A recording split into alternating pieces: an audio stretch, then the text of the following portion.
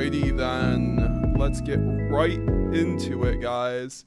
How's it going? MetaGamesGX here for your normally scheduled Monday stream, of course. Happy Monday, happy Monday. We are here, we are here. And we're doing something special today, if you've already read the title. We are hosting the first MetaGamesGX monthly. So that means if you'd like to participate in our first tournament hosted here over on the channel, we're doing it post Infinite Forbidden because that's going to be obviously the most relevant format going forward for all the YCSs and Nats format. We also just got some announcements from the Battles of Legends set. The new yugioh fusion is going to be printed in that set. So guys, yugioh is going to be on the menu entirely for Nats. It's going to be one of the best decks by far. Now, I do want to say, anyone who wants to join this tournament is free. And if we hit, or in the first first place gets any card on my binder, or one card on my binder, I'll choose it, but don't worry, it's not going to be like, you know, nothing. So, just as an appreciation. So, yeah, guys, all you have to do is join the Discord and then DM me your deck list if you would like to participate in the tournament. It's free. It's looking like 3 rounds of Swiss into top 2. We have 7 people right now, so if you could get one other person, that would be wonderful. So I do appreciate everybody. Yeah, no, so yeah, guys, we are going to be going here soon. What's up? How's it going right now? Jake the Mountain Man, how's it going? GZ1K, what's up? What is up? So yeah, this is what we're looking at for currently the tournament. I do have to add some people to, or I think we might have 1 or 2 other people coming in.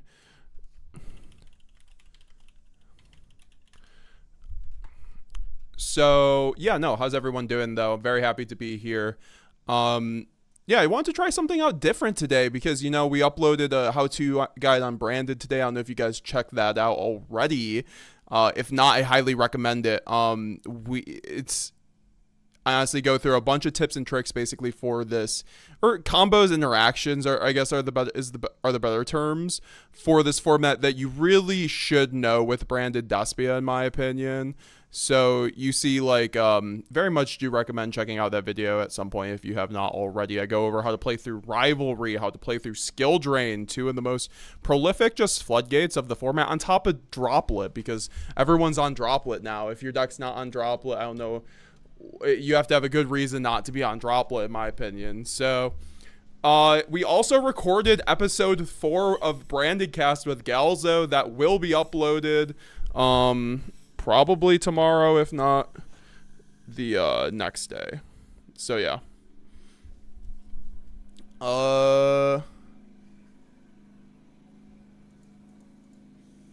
Okay.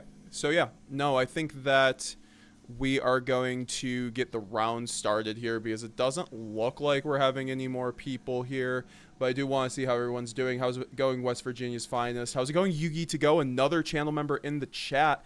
West Virginia's Finest. Time to learn how to beat everybody and let them know how branded. Yo, Neocan, how's it going? Tomucher, yo, how's it going? Jake the Mom Man, hope you're doing very well. Neocan, now seems like a good time to be picking up branded. I agree. I think it's going to be a board breaker format actually next. I mean, Droll's going to be really good, but you're going to need impactful cards. So I think that's why more people will be on board breakers next format if we have no ban list. Maxi Emag, which is still up in the air. How's it going, Maxi Emag? How's it going? How's it going? So, card limits, how's it going, bro? What's up? Card limits, we gotta get you in one of these tournaments. Same with you, West Virginia's Finest. Wait, tournament? I'm scared. You should participate in the tournament, West Virginia's Finest. If you play on DB, anyone here, I would recommend if you can get in on it. Last second, we'll get you in on it. Just let me know now. We are going to start the tournament up in 2 minutes, though. We are going to bring people in. I am going to... Okay, so right now for standings, we have Raul Ahsoka... Or sorry, for the... If anyone else comes in the tournament, we have one more room. Or we have room for one more. So... Okay. So... Yeah, no, you're working, Jake the Mom Man. That's fair enough. So yeah, we're going to get to the games here very shortly, guys. I appreciate you guys waiting. So Romian versus Zelda. Duelist Room 1. Raul will be in Master of Logic. And then Tamago currently has the bye. And so right now we're going to have to go over to...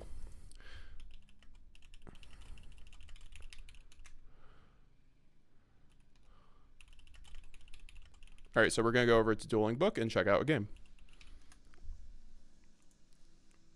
All right. Raul? Yeah, you're dueling Raul. We're just going to do these pairings so we can get this underway. All right, so... Yep, so we have Raul and Master of Logic, which is going to be our feature match here. Okay. Let's go, man. Let's go. Bet there. So I'm going to just I'm going to commentate it. So I'm going to leave the call once we get this duel going. But I want to get the duel going with you guys. So let me know when the match or someone's hosting. I'm hosting. Yeah, I see you hosting right now. Okay. Maxi Emag. Okay, also. Maxi Emag, have you seen Battle of Legend Terminal Revenge List? Yes, very good reprints. Very good reprints. Very, very good reprints, I think. And we're getting QCR Retribution, QCR Lubellion. Like, that set is insane, honestly. It's going to be great value. It's going to be another set of bangers. I think Konami is going to finish the Infinity Gauntlet of QCRs for the branded deck, where we're just going to get all of the QCRs. We're going to get every card in QCR. If we got Fusion Deployment QCR, man, every card's gonna get QCR and branded. So just keep it up, Konami. We appreciate you. We see you out here as branded. Okay, so we are going to have to watch this. Okay. All right, duelists. I see that you're here. You guys are good to go. Should we have a time limit on these, or no? Not really. Yeah, it doesn't matter. Nah, it's fine. I Okay, don't so care. Yeah. okay, so yeah, I no, want. you I guys want can. both of us to be perfect. Yeah, okay, great. So round one. This is going to be round one of 3 rounds of Swiss into top 2. For a card out of my binder, guys. Post info. So good luck, duelists. I'm gonna move into the other channel.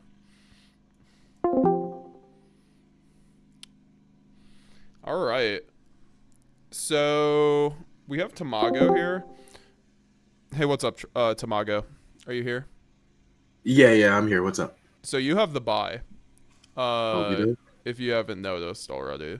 So do you want to help? Do you want to commentate over this game with me? Yeah, sure, I'll be over there. What's the Go under Podroso on DB, or do you if you want to view the game? Pod Rosso? Yeah, Podrioso. Oh, okay, yeah, I see it. Master of Magic? Okay. Yeah. Or Master of Logic? Okay. Yeah, I got it.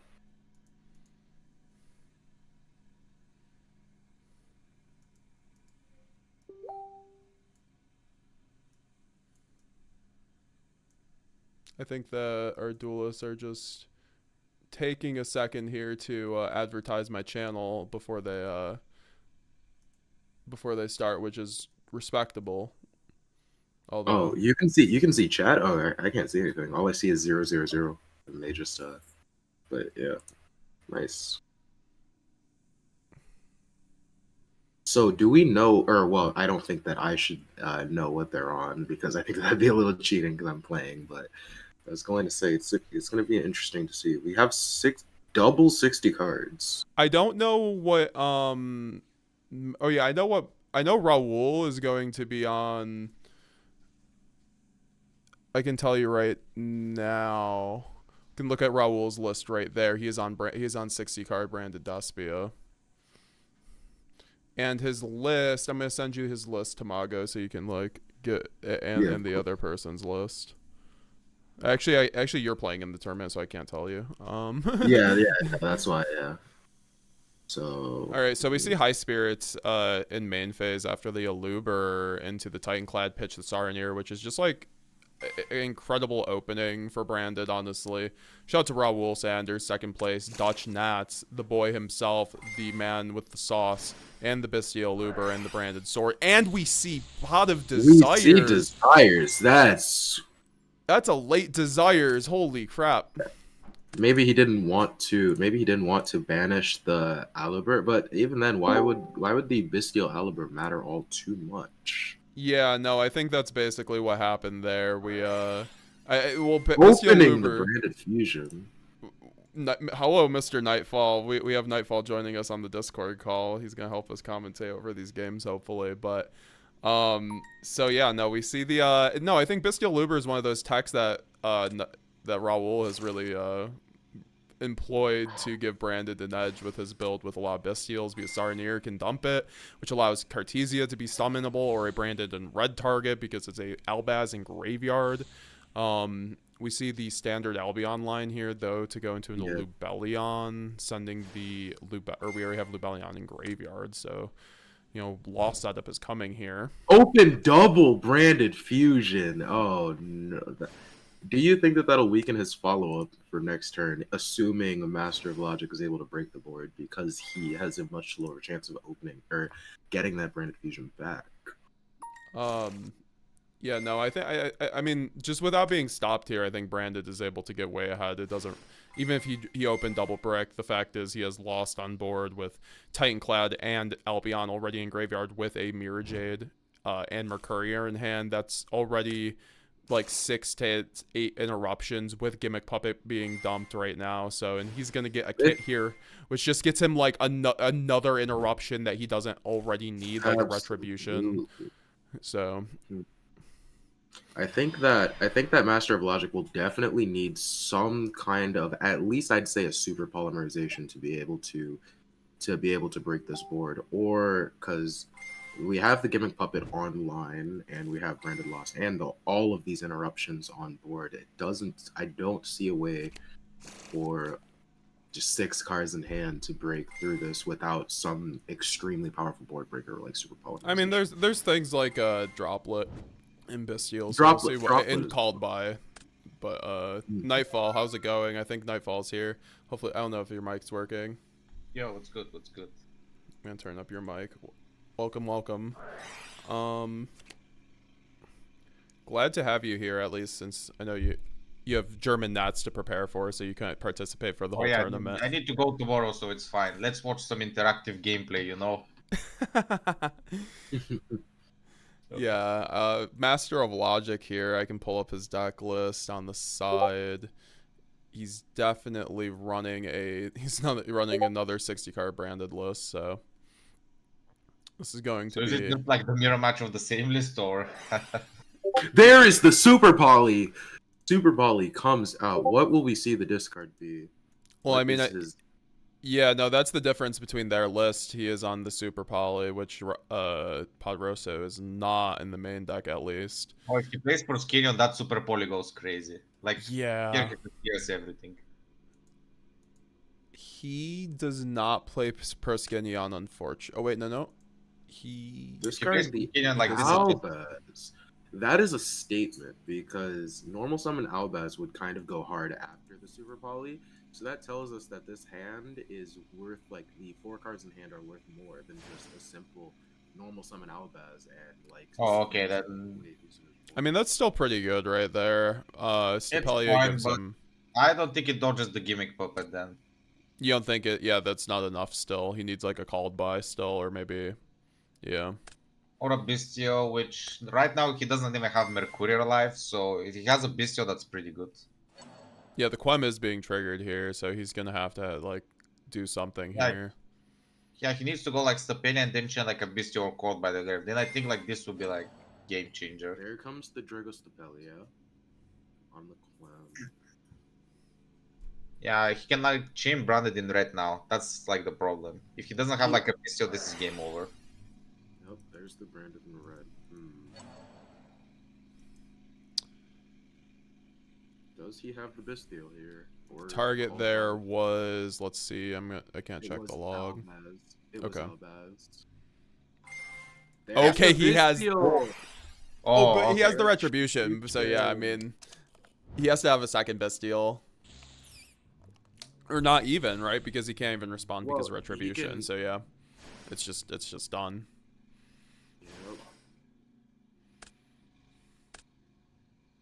Yeah, he just opened way too good. That's the thing with Branded, man. Like, that's why we play it. You have one of the best going first. You know, when you're playing a deck, you want to, like, have a deck that can always win going first. This is one of them. Yeah, the thing is like if you make the full board, like you just need like very specific hands to like break it. Like even Sarunia and Super Poly wasn't enough.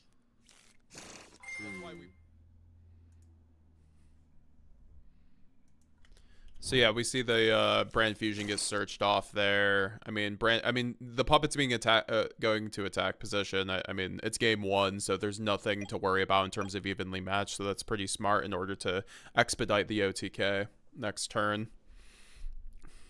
We don't see a concession right now, which is interesting. We're probably looking for some kind of follow-up. We have the Alberta search. Will this get negated? I mean, it should like Mercurial otherwise like doesn't have a place to be used anywhere. Yeah.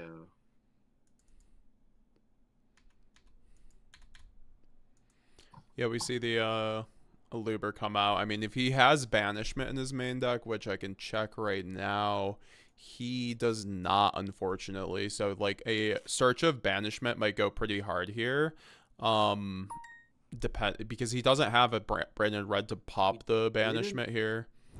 But see the negate on the Alibra. That's very interesting. I mean, to be fair, he did have 3 more cards in hand, but there isn't much that we can do at the moment under the Gimmick Puppet lock. So I'm surprised that we let the Alibra go through.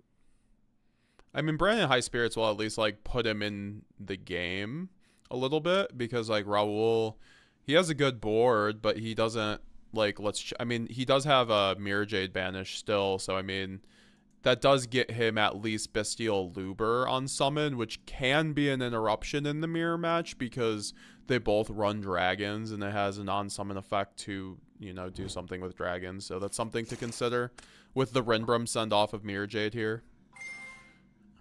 Yeah, the thing is, like, if he plays Borderlord, like, the game is legit just over. Because he can, like, send Titanic out and then go Albas. And, like, feels like one of them make Lubellion, and then, like, Lubellion can make, like, the Borderlord. Which is, like, he can just, like, pop the back rows for free, basically. He's definitely on Borreload. Shout out to Nightfall for basically making that standard in everybody's list. It's just way too good of a card. That it is. Here's the Retribution and the Albion effect.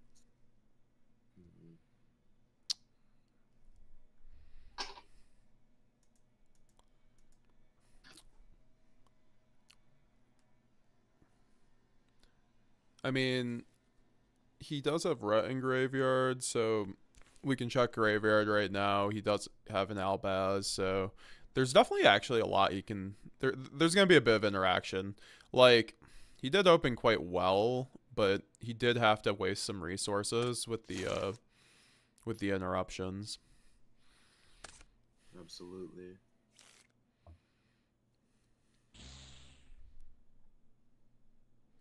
Oh.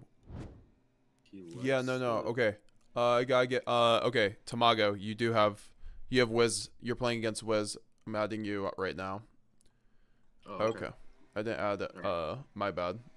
So. Good, thanks for having me here on commentation bench though. Yeah, just move over to one of the dual channels, but I'll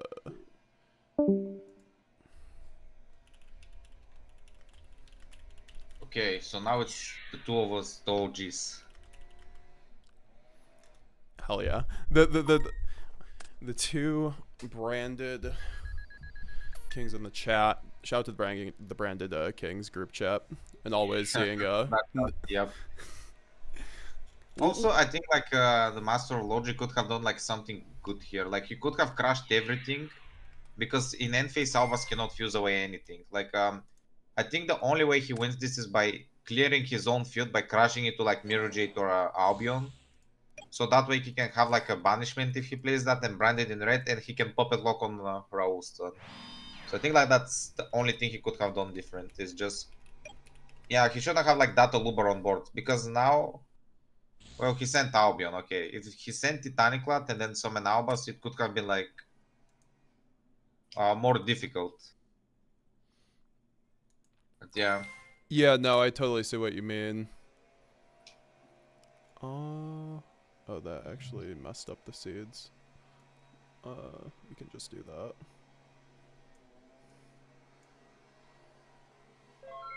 So we see an end phase there. We got the Mercurier. I kind of agree. Yeah, if we sequence that better, I just think that like Raul's gonna have way too much crackback here. Yeah, for sure. But the thing is, like, the only misplay I think he did was just summoning Puppet in attack. Because, like, right now, if he has a way to Sanctifier, like, he can Puppet lock him. I don't think it will matter because he's very far ahead in the game.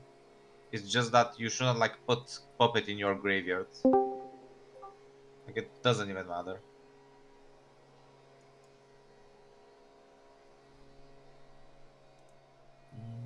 Yeah, he just has, like, 8 cards in hand. It doesn't even matter.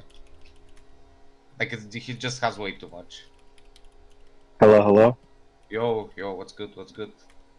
Yo, what's good, Nightfall? What's good, Meta? What's up? How's it going, Nana?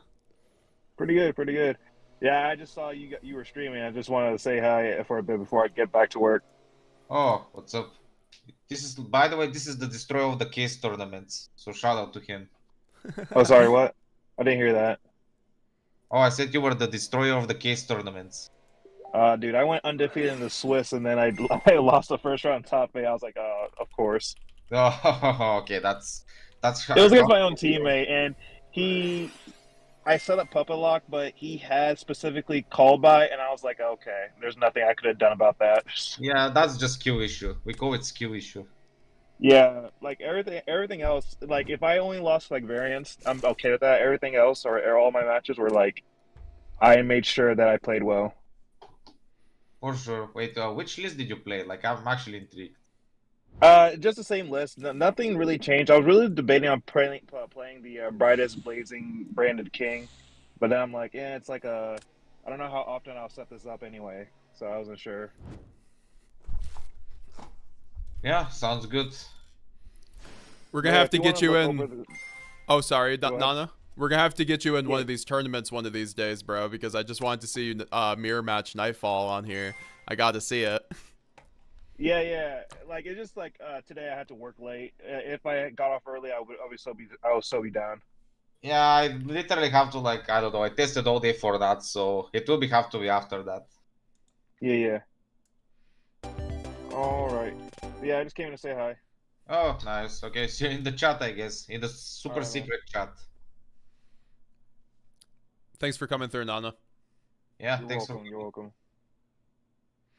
But yeah, no, Master of Logic got here, definitely just conceded. Completely see what, I mean, there wasn't too much. It was just pure card advantage there, which, like, Yeah, branded that's is the great. thing. Like, he just had pure card advantage, but it could be still winnable if he just crashes everything and then set up Sanctifier somehow. Like, it is. Like, he still had a chance if he, like, used Rose like Puppet and then Puppet lock him with his own puppet, which is pretty funny. You can actually do that in mirror match. Yeah, no, that's kind of like, I've actually traditionally sided out the puppet going second in the mirror match. I'm not sure if it's correct, but, or if you think that's correct, but also, like, I'm just, like, usually figuring I'll use my opponent's puppet because they're going to keep it in. It's, you know, we're sharing resources in the mirror match, and that's always, I'm gonna have to make a guide soon, because the mirror match is one of the things I dread the most personally in the meta, just because it feels very die roll dependent, but there's, you know, definitely a lot of things like deck building and just, like, Yeah, there wise is you like a can lot do. of interactions people don't know. Yeah, that's true. Like, it's not solely just gimmick puppet. Like, even though people don't believe that, like, there is a lot of interactions you need to know.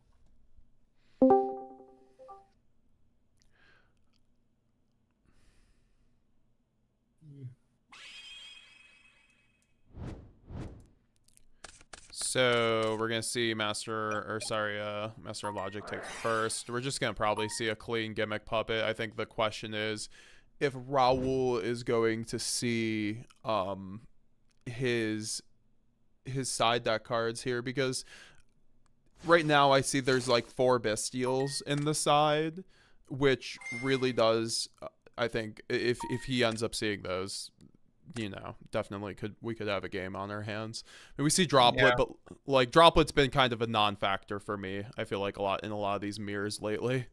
with Yeah, how the thing people is, if you put branded loss, it just doesn't do anything at all.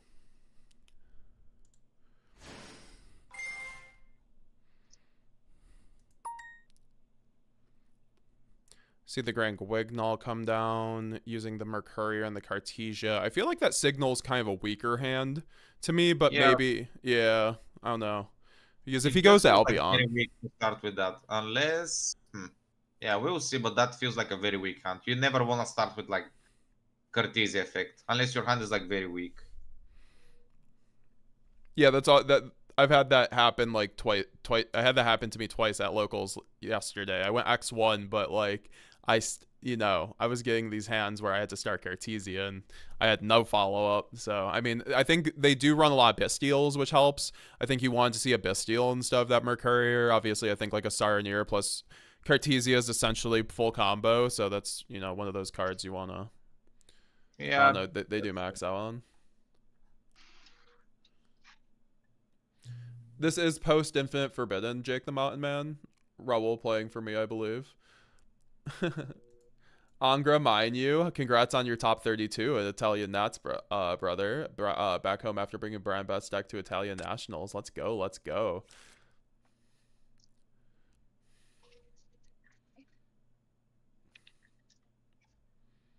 Yeah, sorry guys, this is like the first time I've really hosted. Oh yeah, we just see the set 2. It really depends. Set 3. Yeah, sets. I don't know, like, what can they be, honestly? Like, honestly, I don't think it's like Yeah, we'll see like what Quem sends and summons, but yeah, this feels like a very weak opener.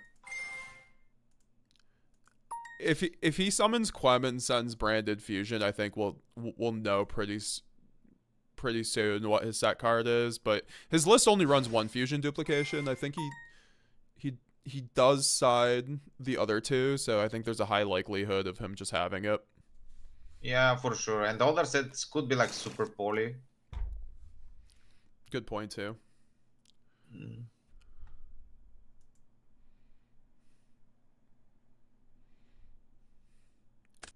Do you see the Albaz get sent? Okay, so that signals like that's there. One of the sets is definitely not duplication, I think, unless he wants to use it for like deployment, which I highly doubt.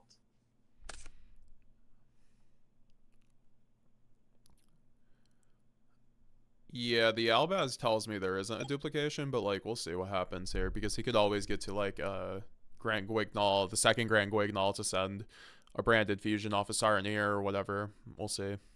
Yeah, there is always that possibility. Set 3 maybe indicates to me maybe we see the Shrouded Sun for cost. Always a good opening. He does run Branded Banishment and the Blazing Branded King in the side, so it has to be either Droplet, Super Poly, or one of those two traps. Yeah, it feels like a very weird opener.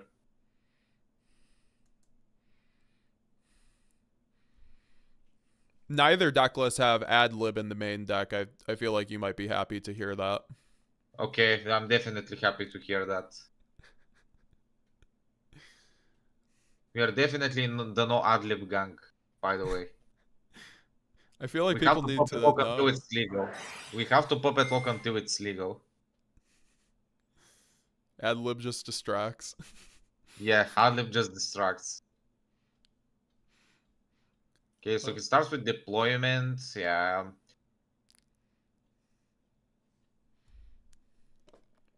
Thing is here, he can also go for like Albas as well. Like if he has a spare discard, because it also baits like one of the back rows. And yeah, but it also plays more into Super Poly, which is kind of annoying. Yeah, like he needs to establish a loss to really be able to play around the Super Poly pretty well.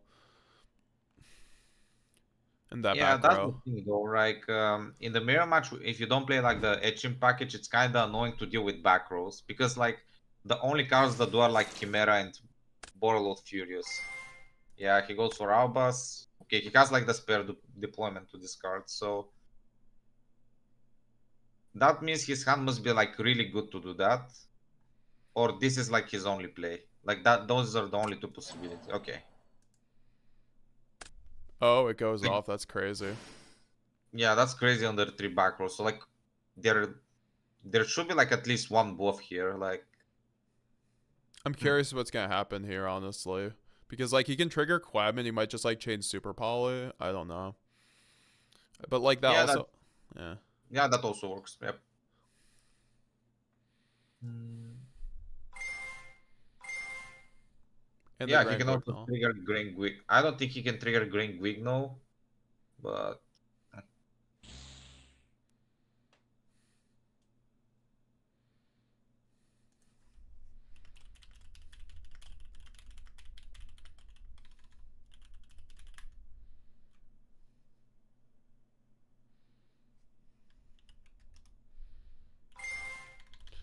Sorry, near chain on Albaz. Or sorry, on yeah. the yeah. So, yeah, so he did have like the answer for the puppet lock as well. But that back row being so reserved really has me thinking if it's like Yeah. anything meaningful. Yeah, I mean, it definitely isn't droplet because why wouldn't you droplet like an Albas, for example, or like duplication? At least he would. Yeah, I don't know. He can use like what's it called? Deployment from the opponent's grave as well, and like from his grave. Like this should be like a bait, or like he just holds everything like for very long time.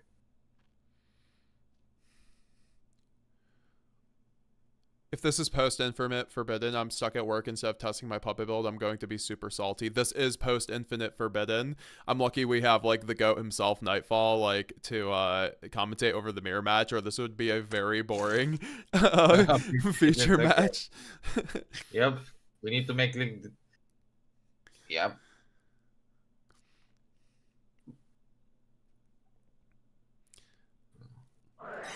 See the branded fusion. Yep. He doesn't have retribution material, so you know this is gonna go through. Yeah, this is going through for sure. Like I'm just curious what like the back rolls are. Maybe he played super passive on the duplication and he still has it. He just waited for like him to resolve his own branded fusion, so he could just send it and get more. Yeah, it would be. Yeah. The thing is, like, if he wanted to use duplication, he could just go Quem and send branded fusion. Like, I don't know. This seems like very weird. Unless, yeah, I don't know. We'll see. It could be like a very. He holds super poly for very long, which I will be impressed honestly, because it's correct to like actually hold super poly for so long. But we'll see. Albion, obviously. Yeah, Albion, and then. The thing is, right now, if he holds super poly, I think he can actually still win this game. Oh really? Wow. Yeah, because like he used like Raul used too many resources like to get to this. Like if he's super polished, like he can still win. He can still win this game, but He that's also, just equals like super poly. you know what might make sense is that he has a Book of Eclipse because he does side 3 Book of Eclipse, Master of Logic. So That would make sense, but also he could like when Albus effect he could go like Eclipse and set everything. So Albus cannot fuse away like the face down monsters. yeah, that would have been way better. Yeah, I don't know like what those sets are. Like I'm actually curious to see.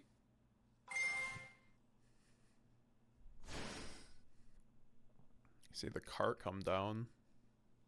Yeah, I don't know if I'll play like that aggressively, just because like I don't know, like he's so super poly and like Yeah. putting too many monsters on board, like when you know your opponent on super poly is like kind of greedy for me. But if it works out, it will work out.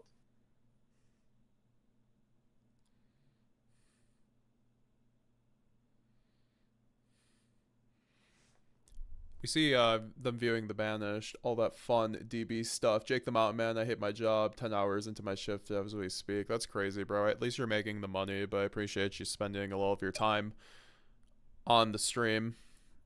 Definitely will get you into the next one. And Gabe Headley will definitely get the feature matches going again, because I have been thinking that part of my channel has been missing lately. And yeah, definitely congrats, Angra. Like, it's really awesome that you got top 32. I'm very much looking forward to what you and like Raul and Nightfall do at Euros. Are you going to Euros, Nightfall? Or are you just like debating after German Nats?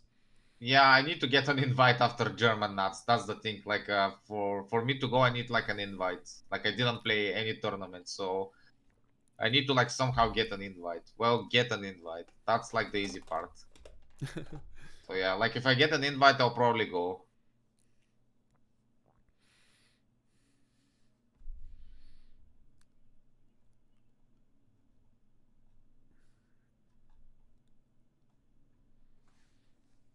Neuron is crazy. Yeah, no, that's true. We see a big think here. I mean, I'm just beyond surprised we have not seen a back row yet, but we do see the Mirror Jade now. The Mirror Jade's not going to get much value. Yeah, that's the thing. Like either like their Book of Eclipse, which like if he activates Eclipse now, that's gonna be crazy because he like essentially gives Raul a draw 5. So that would be pretty funny. But I mean, he has to do it to avoid like getting OTK'd.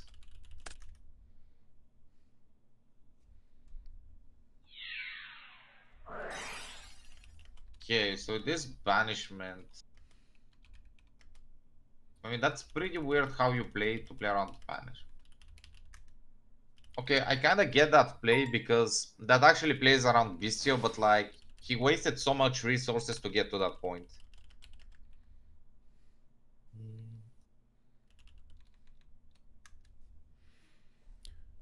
Yeah, I mean, I wonder if there was a different way to play around that. I mean, we do see the sword here. I mean, the sword did recur, but he's still. I mean, well, I still think Yeah, that I do Raoul's. think. Oh, sorry. Oh, we have the banish. Yeah, the banishment's crazy. Yeah, banishment like use these two. Like he cannot get OTK now, but the thing is he used so many resources to like get to there. But like you can see now how if you commit too much into the board, you die to like those super poly cards, which you know your opponent plays. You know, so yeah, that's like I don't like to commit into game, like unless I know every card my opponent has.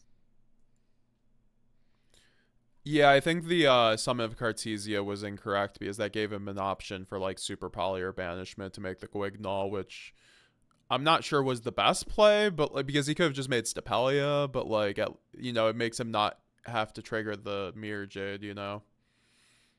Yeah, yeah, for sure. I mean, he could have done the Sarnier Guignol, but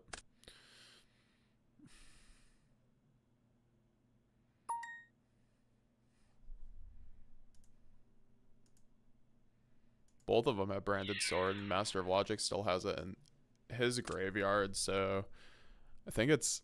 I'm not saying it's anybody's game, but those two back row could really be putting in work. Like a duplication would be pretty good here. I mean, Titanclad is in Raoul's graveyard, so that is very notable. Yeah, that's the thing. But Titaniclat won't even do that much. Like it can only summon Quem, which okay, I mean he had double Bestial, like okay. So okay, the what's it called? Like banishment play was actually I don't know, like I get that he wanted to play around the Bestial. Oh, okay, so it is retribution. But I don't know if I would agree on that because now he loses like a lot of follow-up as well. But I guess he has to do it, yeah. He needs to put retribution to grave.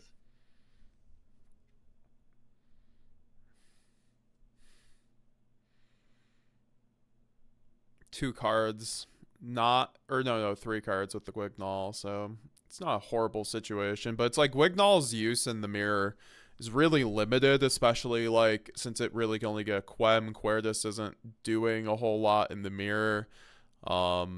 So Yeah, it doesn't like do much in the mirror really. Like anything I know, it's just like a nice body to summon from Green Wigno, but you almost never do that. However, you do want that card against Voiceless. That card is FTK against Voiceless, so yeah, no, the buy, honestly. yeah, that's the correct way we deal with it. That buy. I've been grinding DB a little. I've played a lot of voiceless. I don't think I've dropped a single game to voiceless. It's crazy. Oh yeah. Wait, did you get like a higher rated? Maybe you can do like stream where you do rated, or like you can do games on DB and then analyze them. Like I can actually like give you some games and then you can like analyze them on stream. I think that would be pretty cool. Yeah, that would be awesome. I'm very much down, and I'm like 400 right now, so it's nothing special. But I haven't been. I need to put in some nightfall hours here to get it. For sure, for some night shift, yeah. I saw you cooking earlier. Oh,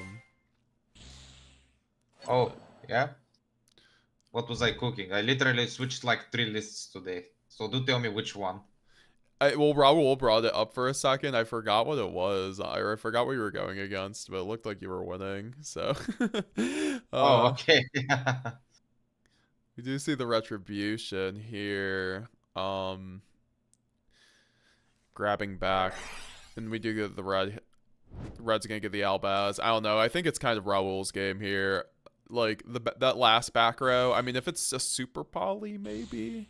Yeah, I don't think it's super poorly. Okay, this should be Lubellion, yeah. But like, I don't know if I agree like how Raul played that because like he committed too much into like those super poly cards. Like I don't know. I would just like play it like a bit. Okay, so he cites Book of Eclipse for mirror match. That's interesting, I guess.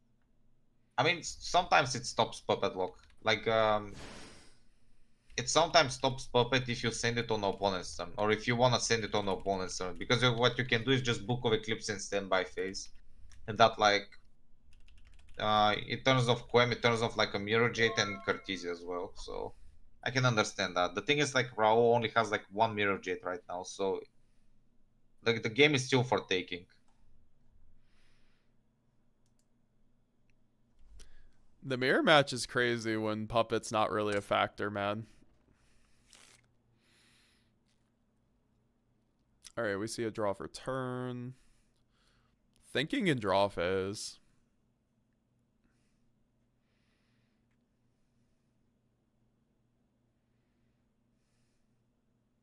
Definitely have some quick effect here, unless we're just getting a view of the board. We do have sword and retribution that can get back banishment, which is kind of nuts, or an Albaz or the Quem with off of the sword. Yeah, definitely anyone's game here. Raul doesn't have a good Quem target here either, and so that means I think Mirror Jade's not live either, so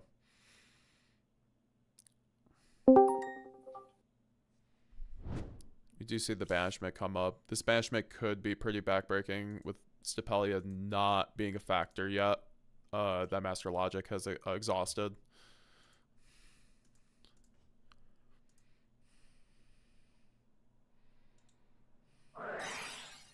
Did you see the branded opening come down? Yeah, definitely. Oh, we're pitching the banishment. Okay. Are we confident in just like this board being able to cook?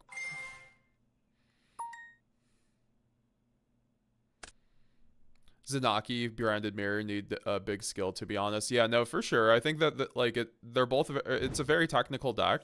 Like, so beyond the gimmick puppet, if you're not playing your best, I think that the you know, your history with the deck is gonna really show through in the mirror match.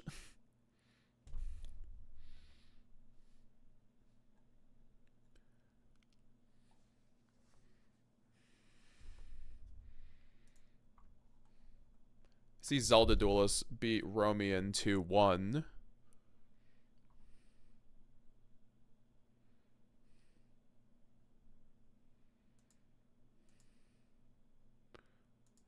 Definitely will have to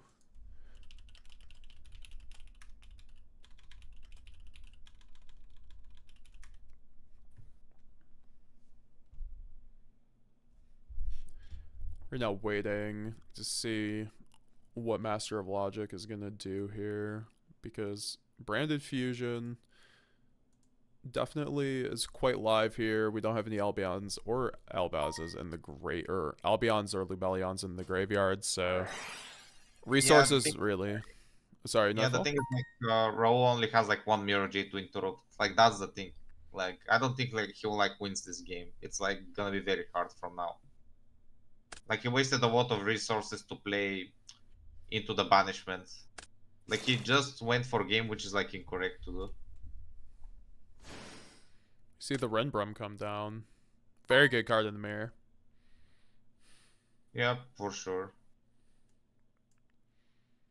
Yeah, I think like this is game if he has like another play. Because Rindbrom can just like negate Mirror Jade and bounce it, and Raul doesn't have like anything else. He doesn't even have follow-up. Banishment should win the match on the spot, honestly, says Angra. I mean, I agree. I was very surprised he wasted that, but I think he just figured he couldn't get a something in the graveyard. But he does have Quem, so which is always considered a Despia, obviously.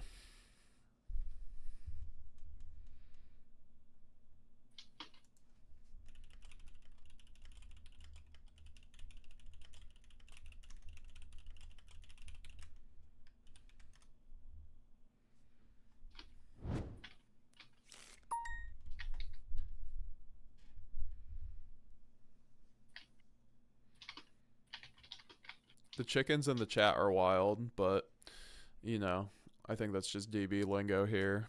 We do. Yeah. Trying to see. We do see the sword happening, and then the retribution. So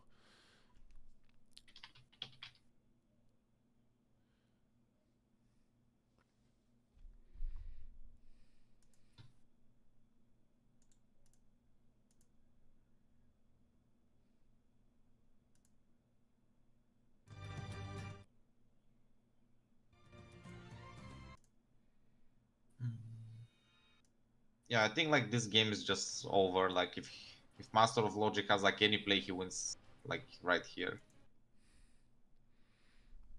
I'm just trying to see what play he's gonna put out here. I mean, looking at his deck list, he doesn't have Branded in white, which is like one of those cards I like in a game state like this. If he has like Super Poly, that would definitely still go hard. But there's not a whole lot of blowouts he has outside of the Branded Fusion and Branded in red, so the Banishment.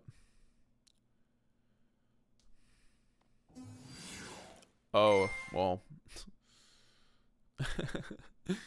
I guess that does the job too. The normal summon Albaz. Yeah, right now he doesn't have like any way to negate it. He can just go like Sorrow goes Mirror Jet and then like Rainbow just bounces it. The Albion is going to get him follow up though, but he doesn't have really anything to grab off of that outside of a Branded Fusion.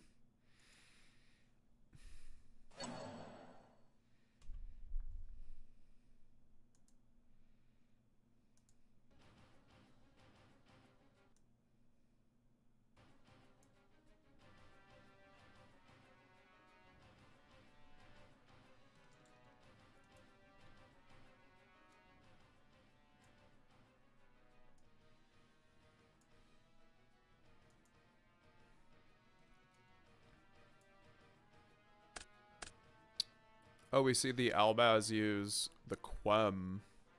Okay, that is interesting. Okay, I mean that means that's game. Okay, that actually makes sense. This is like game right now. Yeah, so the Quem doesn't Promote trigger. has game on board. Like he just cleared like everything that matters.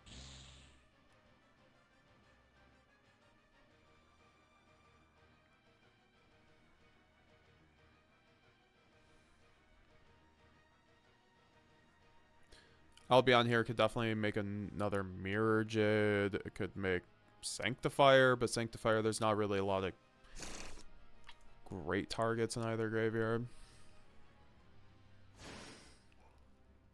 Oh.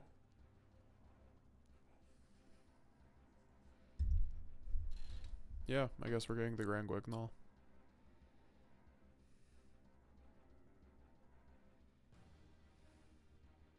So now Albion can just. I mean, if he plays Borrelot, like he can legit win on the spot. Which he does, so. Yeah, like if he just banishes like the double Albas or like he can also like banish Mercurier and then something else to get another surge. But yeah, this is always game. Like even if Master of Logic doesn't OTK this turn, I think Raul, well, he can win this because he still has Albion. But yeah, it's just very tough.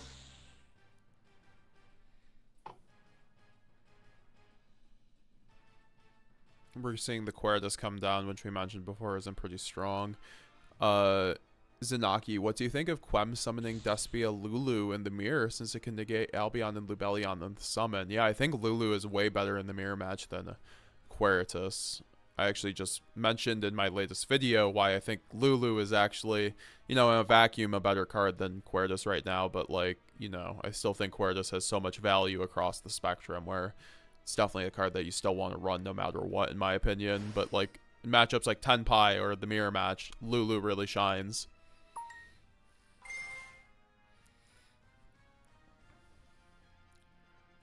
We see the Mercurier get used here. Yeah, no, it's just a game shot from here.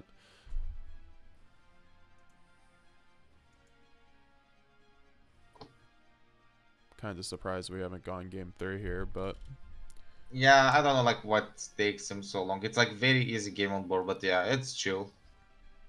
Also, he summoned Lubellion without like a discard, which is pretty weird. Okay, he doesn't have game now. oh yeah, I was about to say that was a Lubellion with no discard. Hold up.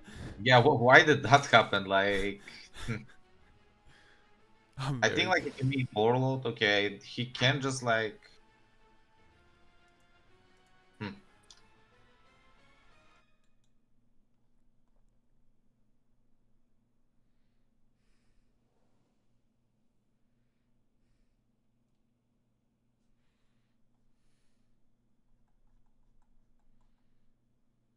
Was it not correct to return the Grand Guignol and use Jade for Jade? I'm not sure. I think. Is it correct? Yeah, probably not. Like you just need to summon Albion so you get another body. Like Albion can still make like another fusion monster. It's just another like body for free. But yeah, that's Well, we don't have okay. game That's here. not game now. Yeah, that's not game right now. Like, yeah, he messed up, but this should be still fine. Like, right now he's just far ahead in the game just because like Raul just played too much into Super Volley, which happens. But in the mirror match, you just wanna like preserve resources. With Super Poly not being really a card in too many people's branded decks, I can understand maybe not playing around it, but it's something where if it comes up, you don't want to get blown out by a thing. So I think, yeah, no, you were correct on that. There are just like points of too much overextension. Yeah, that's the thing though. Like you can lose the mirror match like in the ways like that where and also Master of Logic that played that pretty well just because like he let like Quen be destroyed and then use banishment. So then like Raul couldn't use like the bestials because they are not quick effects without monsters. So yeah, that was pretty well played. But yeah, that's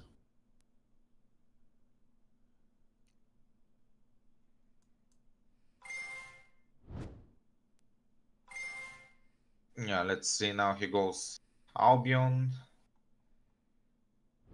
The thing is Raul is still in the game, but like yeah, I mean he can still win this. The thing is like Master of Logic just like already set up everything and he has a full warp. So it's gonna be like a bit tough. We'll see how he plays it out. If anyone can do it, I think it's Raul. I think it's Yeah, just for going to be really sure, for tough. sure. If anyone can do it, that's him. West Virginia's finest. So what's a branded banishment line that we can do, or when do we use it? It's like a nice. It's you can think of it like Call the Haunted for your Mirror Jade, and then also a way to clear monsters, like dodge effects and get another body on board, and then super poly your opponent's board ideally, if you have a target. Yeah, I think it's like very good card where you can only just use it to revive just Mirror Jade. Like it comes up where you just need to crash Mirror Jade and then set banishment and just revive Mirror Jade for free. And it's like a good bonus that you can also fuse away. Like it comes up like against like a mirror match very often. It comes up like against Melodios, it can come up. So yeah, it's like a good card. See the branded fusion come down, and oh, we see the blazing branded king. I think that's gonna be. Okay, yeah, that's game over. Okay. Okay, so the sets were basically like banishment, blazing branded king, and like retribution. Wow! Shout out Yuri Diaz with the blazing branded king. Yeah, never special. breaking with those. Well, never breaking with those. He's like the only man I know that doesn't like brick. With like those three in his deck. So yeah, shout out to him. So we're gonna see Raul go first, or sorry, yeah, no. So it's gonna be Raul's gonna go first here. I mean, Well, there is some argument you can make to go second in the mirror match, but I think if you do that, you need to play like a lower count of cards. So like you make sure you see a bestial. Like if you see a bestial, you make sure you don't get puppet locked. But yeah, if he plays 60, that's very risky to do. Like if you play 60, then you're not very likely to see a bestial going second. It just really depends how many he plays. Like except the Lubellions, of course. Like yeah, no, like Raul's list here, I'm looking at. He has a lot he could side in. He does have Blackout Laughs. He has the fusion dupes. He has 5 bestials. oh, okay. Though he's not short on those for sure. He knew what he was expecting. Yeah. And then Yeah. the Book of Eclipses are probably going out though. Yeah, Book of Eclipse is like bad. Like you can use it as a protection card going first, but like against the mirror match, like it's just bad even going first. So like most of the time, how you use Eclipse like going first is just like you use it as like a protection Imperm Veiler and Mourner, but like Yeah, his opponent definitely not playing those. I hope. Romy and Salher staying out of the long branded games. This would be time normally. No, it would normally be, but to be fair, I think like DB plays take longer in general than playing IRL, so there's not a perfect 1-to-1 there. Yeah. Like Nightfall, do people ever like do timers on DB tournaments? Do you know of? Like, is that a thing, or just when it's on Yeah, DB? I think like a lot of people just like I think like DB Grinder also did those where like he put timer on just so like the rounds go faster, like 40 minutes. That's interesting. Maybe we Yeah, can play one later. yeah, it's just like so the tournaments go faster, but yeah, it's just like IRL, like you just need like 40 to 45 minutes.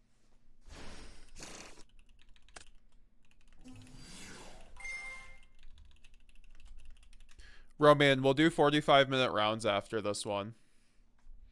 Yeah, I think it's like just if there's like more mirror matches, you definitely will be extending the stream through night. So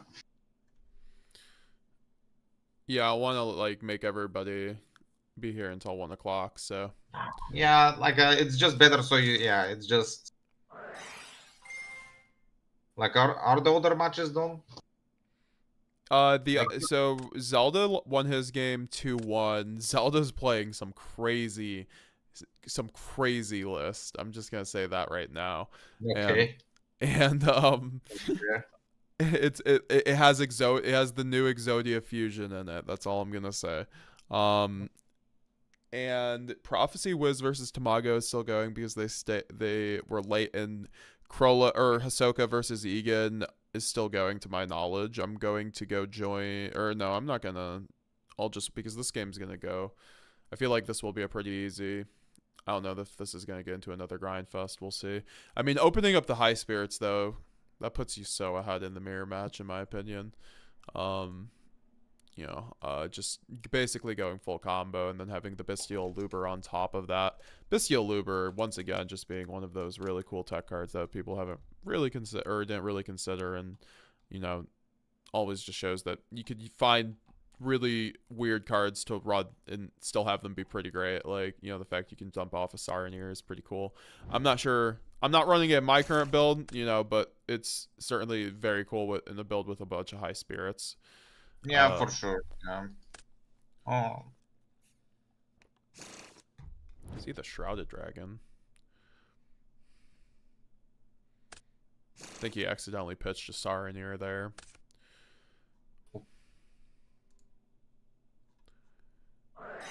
Now we see the Foolish come down. It's pretty free. So yeah, he gets Saronir to grave. Then he'll probably like get to branded fusion now. But yeah, I don't know if I would like use branded in high spirits in mirror match. It's just like very weird to like waste resources in mirror match. Like that's just my opinion. Like, and you don't even need to play around hand traps in 60. Like surely your opponent won't play Ash Blossom in 60 cards.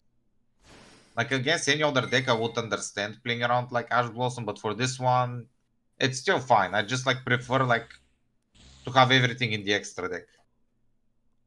Just so I have like I have my grand game secured.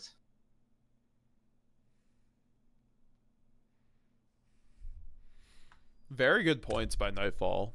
This is why he makes the big bucks with the branded deck. We're trying. We're hustling out there. We see the Mirror Jade come down now, and then the Lubellion. No nib here. Lubellion. It's essentially the same as game one. Like it just feels like essentially as game one. Quite a standard branded line. Yeah, just like it will probably be just Puppet again. Yeah. Like yeah, he gets Mercurial to protect from Bestials, and then we'll probably set Gimmick Puppet.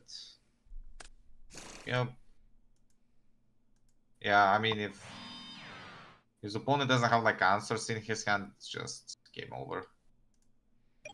He's gonna need a lot of answers. Yeah, like Raul just opened like a lot of protection for the puppet, so But like even if the puppet doesn't resolve, he still has like a lot of interruptions. Like yeah, sends Albas and yeah. Yep.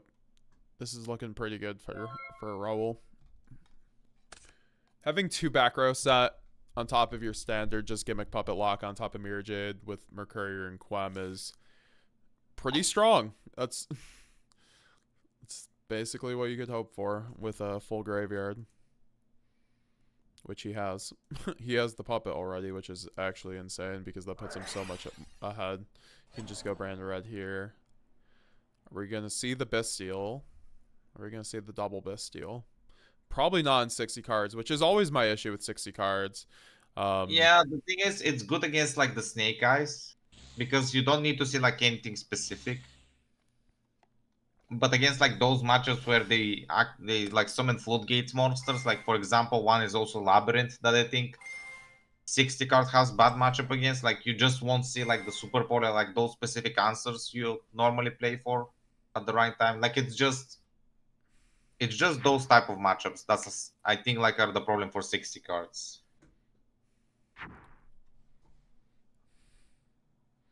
But yeah, definitely you have like a lot of options in 60 cards. So like it's understandable why you want to play it. Like you just have like every option possible you want to play, which is kind of cool. Yeah, you don't have to make any sacrifices on deck building, which is quite good in like a grind game scenario, but also has its drawbacks when your top decks are not as great and you don't see your side decks. So I've been Yeah, that's toying. like another problem. Yeah, you just don't see your side deck, which like in the against like mirror match, it's just very annoying that you don't see like the bestial super polio called by the grave. Yeah, that's like the annoying part about it. You just don't see like the auto win. Like you don't see like the answer for the auto win, which is puppet. And now we see like trust, which he cannot like the fusion duplication if he wants to. Thrust is really strong here. Yeah, trust is like really strong here.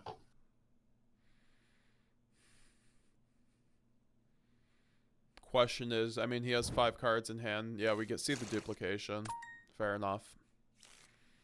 Yeah, the thing is like Raul, like if he doesn't, like he cannot get puppet lock right now because he has 6 monsters, which is pretty funny. Even if duplication resolves, so yeah, it looks like it's his game, but let's not count Master of Logic out.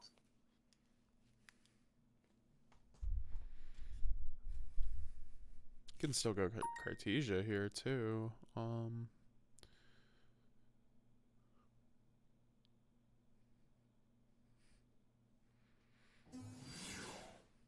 Okay, so he normal summons Aluber, uses the effect.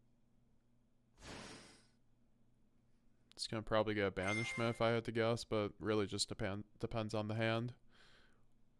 Yeah, it just really depends on the hand. He can also get branded lost, just so like duplication, like on the opponent's turn cannot be used, but we'll see. Okay, the thing is like Raul doesn't have like retribution in rotation anymore, which is kind of weird. But yeah, we'll see. Like, he's just like far ahead. It just depends how his opponent plays it out as well.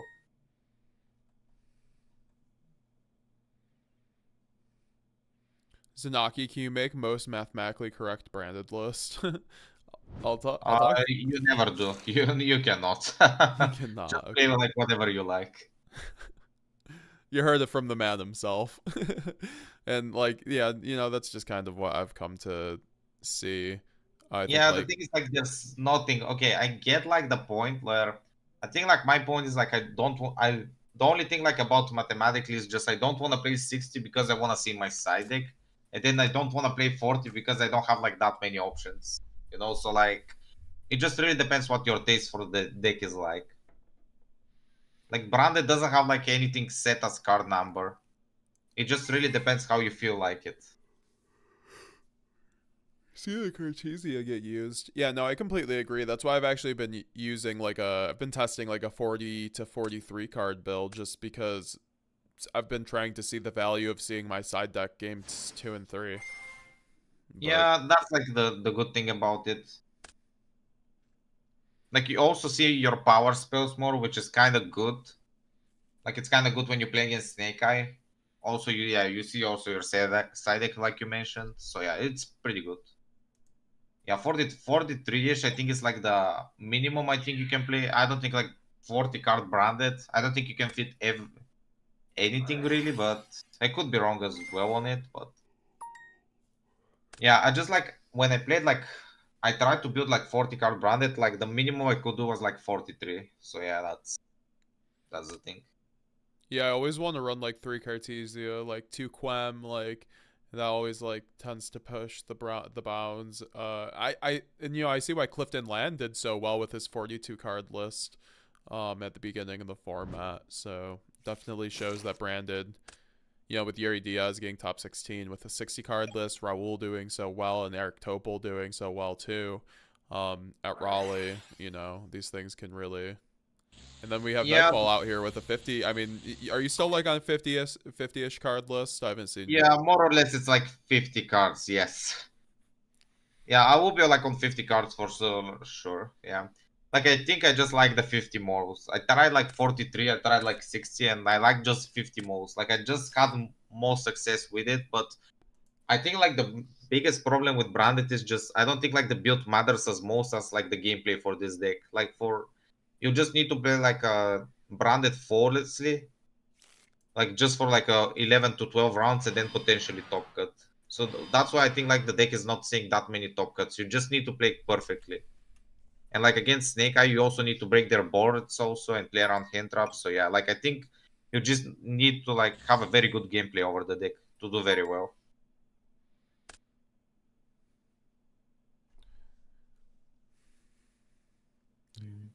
Yeah, that's where I think I'm gonna end up going is like a 50 card list. To be honest, it's just like the best middle ground. You can at least still see your power cards sometimes, but I won't lie. Opening Called By, opening Thrust, opening Branded Fusion, just way more has been nice. I think Branded really excels though when you're able to get those hands where you go +1 or 2 off of some of your cards and you start with like 8 cards going second, and you can really only do that in a build of like 50 to 60 cards. So things to consider. Like that's why I love Allure. I know that's I like things like High Spirits, and running that at 3 is basically you can't do that for these cards. So Yeah, for sure. Like every build has like a good and bad point. But yeah, it just really depends what you feel like is the best for you. no vanity. What is up? How's it going? Token King in the chat himself. Branded in red comes down here.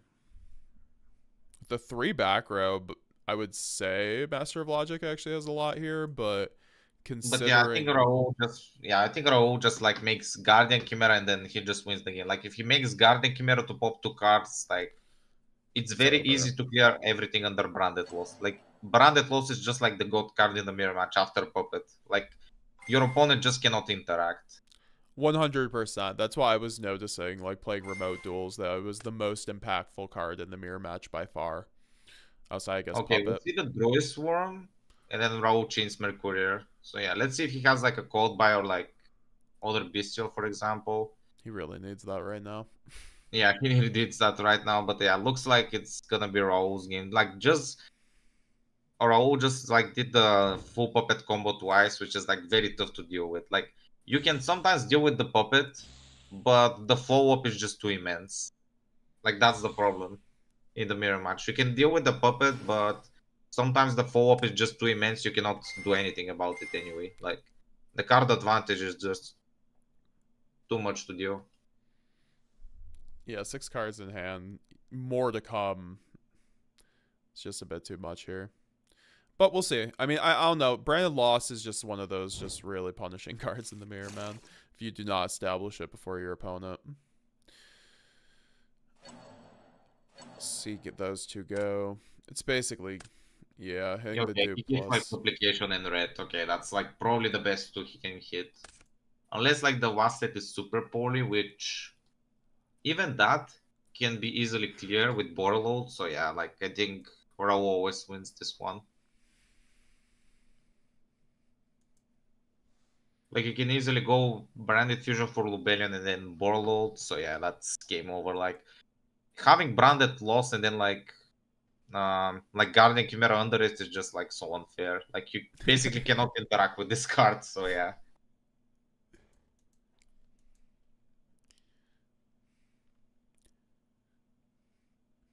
Honestly, like when I play at tournaments, people are more say Branded Lost is the more broken card most of the time between that and Puppet, which is pretty funny that we hear people say ban Puppet.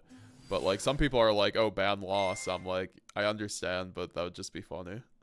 Yeah, that would be just funny. That you basically cannot interact with because of this card. Like in some boards, like this card is just too insane. Like you can actually do some really funny things without it. Like I was like doing the puppet lock under branded loss, so my opponent couldn't respond to it at all at one point. Like it's very funny. Like you cannot bestial, you cannot call by the grave just because of loss. Like you don't have like a window to do that, which is pretty funny.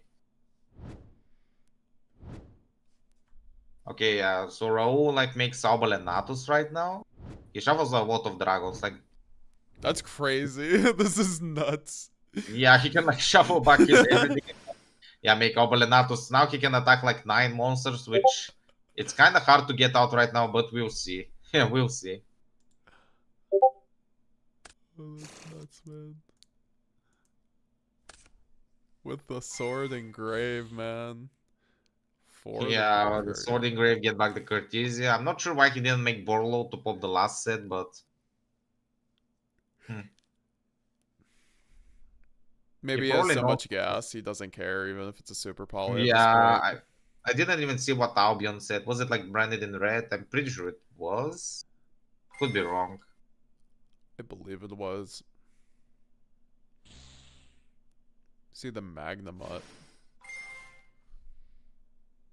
Another great card in the mirror. Yeah, he also like drew the Magnum. Like this is just now. Yeah. It was just his game to win when you see the one of Magnamut in 60 cards. Yeah. Oh. Yeah. Okay. He also got the call by the grave. Okay. Okay. Understandable. Yeah. Just. Yeah. Okay. Wow, that was a game, man. That was. Yeah, that was a game. Yep. Yep. GG's by both. Very well played by both. Yeah, well played. Well played. Wow, the called by. Someone saw the called by. Someone solved the call by in 60 cards. I'm proud. Yeah. Is that oh, what's up, Tamago? So yeah, no, I'm gonna let's switch over. I think I've got this here. I'm gonna check out the other game because I believe Hisoka is in his game right here. It's 1-1 right now. This is the last game. It's Tenpai versus Branded. Egan on Branded, and it looks like Hisoka's on. Let me check the game quick, and then I need to go for like 10 minutes. Okay, you're good, brother. Thanks for joining us. And also, everyone, please check out Nightfall's YouTube and like Nightfall. Where can people check you out for like hitting you up for coaching? Your wonderful, your incredible coaching branded services, please. Yeah, I appreciate it for doing that. So it's basically like my Metafy. Like, if you should I like send it on the chat, or you can like send it for me. Like both work. Would appreciate that as well. And yeah, you can like check my YouTube. I will make it like more active. I promise. Like after nationals, I'll like work on YouTube more. You really should, brother. You the 3 videos you put out so far were bangers. So I just a lot of people are hungry for Nightfall content. And yeah, for sure. They will get what they want soon, for sure. I would like try to make the content like even better. If you want to link your Metafy too, I'll pin it. But also, thanks Yuri Diaz for gifting the 2 memberships. I appreciate it, brother. Oh wait, no, who gifted the memberships? I have to double check. But Yeah. I have to exactly see. Yeah, it was Yuri. Shout out to him. Shout out Yuri Diaz. Go in the chat. I appreciate you, brother. That was a very fun podcast we did with Galzo. Very much looking forward to that being released. Wait, when is it being released? I was gonna ask. Either tomorrow or the next day, but I have it all edited and rendered, so I was just thinking about releasing it tomorrow for everybody to Yeah. enjoy. It was a very good podcast, honestly. We talked a lot about post info and Nats format and just everything branded. I asked Galzo if Konami consulted him for the Albaz anime, and you guys were gonna have to watch the podcast to find out. Yeah, for sure. Like the podcast with Sam was like a blast, so I'm looking forward for this one as well. Try and keep them straight bangers. We set the precedent with episode 1, so Yeah, for sure. Like yeah, we'll have to invite like more goats. You have to invite like more goats like to for podcasts for sure. we're gonna have Pac on for the next episode, I believe, and then after that, I would like to get Andre Torres, but I have yet to talk to Andres about it, so we'll work on it. Oh, nice. So basically, like a spoiler alert, who the next podcast will be as well. Yeah, spoiler alert. Okay, sounds good, brother. I need to go now, but I will watch still. Like I just needed some rest. Yeah, you're good. Thanks for staying up. Thanks for coming through. Everyone, check out Nightfall's links. We'll see you later, Appreciate brother. it, and thanks for having me. See ya. Have a nice tournament as well, and Yep. good luck to everyone. Yeah. All right, we see Branded here doing quite well. That was Nightfall, guys. Shout out to the goat in the chat. Team Quick Effect. We don't have an end phase. It's made phase 3. Exactly. Appreciate the gifted subs though. You're thank you. I'm sponsoring that man, Raul. Please do sponsor Raul, man. I need to see Raul at Nats this year. That will make my year if I get to meet Raul in person, man. Bro, for Nightfall is 2:24 a.m. Give the man some rest. Yes, no, thank you, Nightfall. You are like seriously always very kind, always willing to come on. Thank you. We're rooting for you, Nightfall. Exactly. I was gonna say, like, we're gonna talk between his Nats and everything, but you know, Nightfall, I'm very much looking forward to Nightfall winning German Nats. So see the Blazing Branded King come up here. That's crazy. Oh no, he's just reading it. Yeah, no, so Nightfall, I'm very much like everybody, like, look out for him at German Nats. He's gonna win it. Graystar TV, Branded Gang. Yes, sir. Yes, sir. That's why we love the Branded community. But yeah, no. So it looks like Prophecy Wiz got 2-1 or 2-0 against Tamago, and then Zelda, and then we're just getting this one. So looks like, I mean, Branded's got this from here, especially with the Blazing Branded King, to be honest. But like, 3 cards in hand, like if he has 1 starter plus like a board breaker plus you know, another piece of interaction, I feel like he might be able to get it, you know. Tenpai being that deck that can really get through any deck through with 1 card. See the Sangen summoning come down. Appreciate everybody checking out the channel today. Also, this has been really awesome with the MetaGamesGX monthly. We're only 1 game in. I know things have been a little slow. We're gonna set it to 45-minute rounds going going after this, so things are actually a little bit on time. People have to play a little bit faster. We do see the Blazing Branded King come down, negating the Sangen, which is definitely smart in my opinion. Like, he keeps the Mirror Jade effect, and then also turns off both of Sangen's effects. So he'll need, I mean, he'll need some. I think that's basically a game shot on Hisoka there. Oh, we see the Pydra though. Pydra could go hard. I don't know if the Mirror Jade has used its effect yet here though. But obviously Cartesia could fuse off the Mirror Jade, and then Quem can summon out the Mirror Jade. So definitely a lot here. Oh, what's up, Liam? How's it going? Liam on the Twitch chat. Remember, guys, we are streaming on Twitch. ! Twitch on the YouTube chat if you want the link to the Twitch channel. It's better quality over there, but, and also we're trying to get Twitch affiliate over there, so you guys watching over there does help support that. Nightfall Uber Alice. Yes, sir. Yes, sir. I need to see that, man. Like, Nightfall has put, like, more into this deck than most. Like just the last year, it has given us like the community so much. So I do want to see him give that win. Also, Euros coming up. Like so many. Like can't wait to see Nightfall, Raul, kill it over there. Everyone else too. Mr. Angra himself. So many bangers. Like it's just gonna be branded all in the top cut of Euros, all in the top cut of Nats. Y'all already know. So he did use Mirror Jade last turn. You can, by the way, says Hisoka. Interesting. My chat messages go 4 seconds later. BRB. I'm testing the deck and learning the meta. I gave myself 100 hours for 2 weeks. Do you think is enough? What do you mean 100 hours for 2 weeks investing into a deck before an event? I would say so. Like, I think that should give you a lot of time. But, like, obviously, I think, like, learning a deck, depends on the type of learner you are. I think overall you need the experience of a deck against a lot of decks, which only comes with a lot of time. And you might be able to get, like, squeeze that in 100 hours. But, like, when you're new with the deck, you don't exactly know where to go with the deck at first. So, you know, like, don't give yourself... I wouldn't limit yourself to that time, really. Like, it's kind of like a... Branded's a deck that's really good across many formats. That's why it's a very good investment. I've always said that about Branded. Like, if you invest in Branded early on, you are reaping the benefits. And I would say because of that, it's one of those decks that you also reap the benefits on being good with the deck. Like, if you just learn it cross formats because you're just playing it against a bunch of decks, you're playing against Cash, multiple different formats.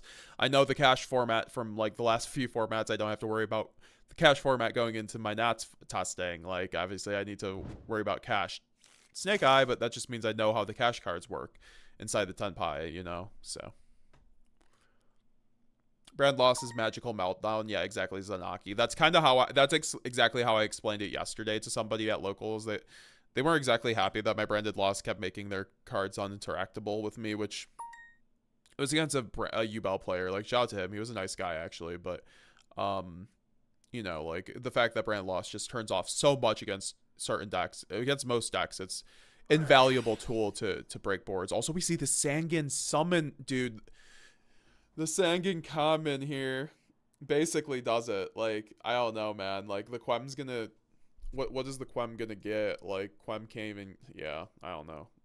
I don't think that he can, he can't use Quem. It's negated due to the Blazing Branded King. Oh, you're right about that. Yeah, the Blazing Branded King might have been a little bit too early, in my opinion. I don't know. If he waited for this... I mean, I don't know. It depends, because Blazing Branded King, you kind of needed to use there, to be fair.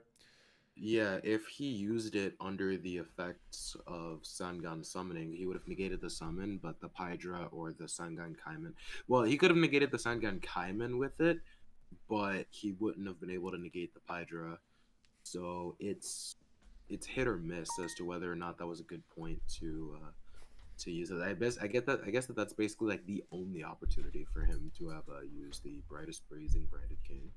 I'm also surprised he didn't get out the Poplar. I guess the Poplar is not good in this situation. Like, just going down the standard line works here. Mm-hmm.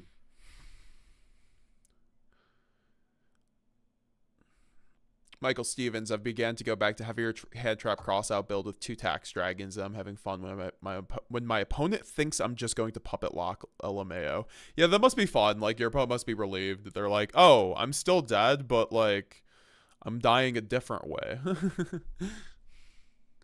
Dying to the tax, man. Yeah, Yuri Diaz, the Blazing Branded King himself, he used Blazing way too early. Yeah, that's why I thought Yuri, like, but at the same time, he would have used its effect to make everything unaffected. So, like, was there any other time to use it, to be honest? You'll have to tell me. Well, he could have waited for the battle phase, that's for sure. He could have used it during... Oh, for the battle phase, yeah. Yeah, if they went into battle phase, he could have, the Tenpai dragons are no longer unaffected, and therefore he could have used either negate the Sangan Kaiman and the Pydra at the same time, so that way they would have no way to access any other Tenpai dragons. Bro, Raul, I said it was post info like 5 times. You guys have adjust your list for post info. That's fine. Adjust your list for post info. I'm gonna message both of you. That's fine. Um.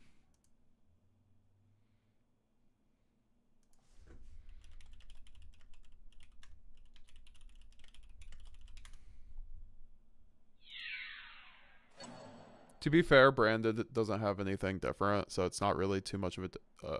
There's no. I mean, it's just that Krollo's deck would be way better.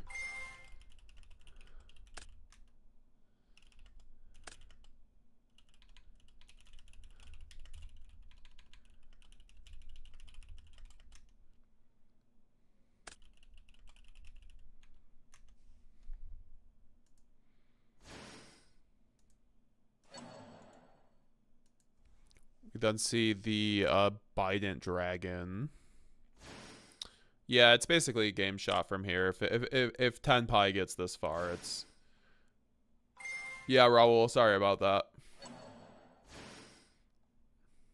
Yep, this is definitely a deck of all time. Shout out to Tenpai, man. It doesn't feel like a Yu-Gi-Oh deck sometimes, where it's just like it's almost like a skill check in like an RPG. It's like, do you have enough interruptions to stop their OTK, like, or whatever? Like, do they have enough hand traps to like kill you? I don't know. Yeah.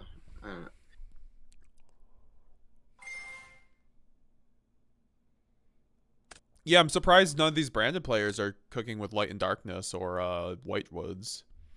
That's why I'm like, this is post info. I want to be doing post info tournaments because that's the most relevant. You should tell Hisoka though that's post Raul, and I messaged him, but you should tell him. Oh, we see the Trident.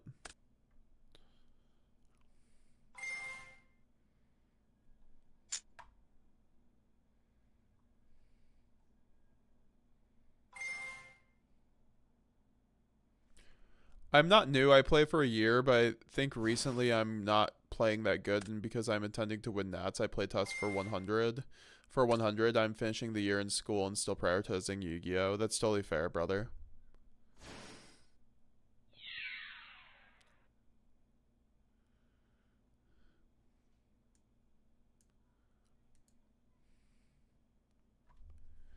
If you're talking about like 100 hours a week, like that's definitely a big regiment. But like, you know, if you're still in school, I feel like you probably have the time, you know?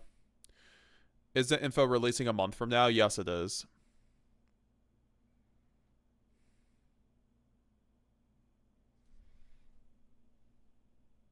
Oh, we're seeing that EO, or wait, Owen? Owen is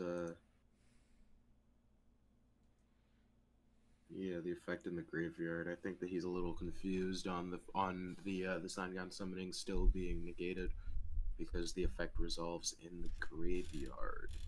Oh, So yeah. unfortunately, it will double the attack of Trident Dragion, and this will just be game. Yeah, that's looking like a game shot there. This is indeed a deck of all time.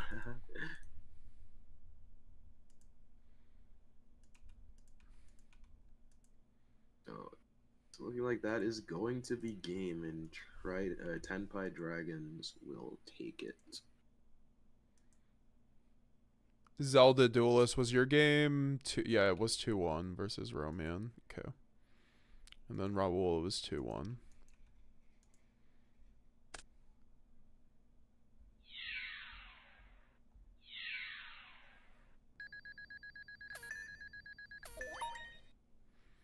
We do have our new rounds. I will post them in the chat here.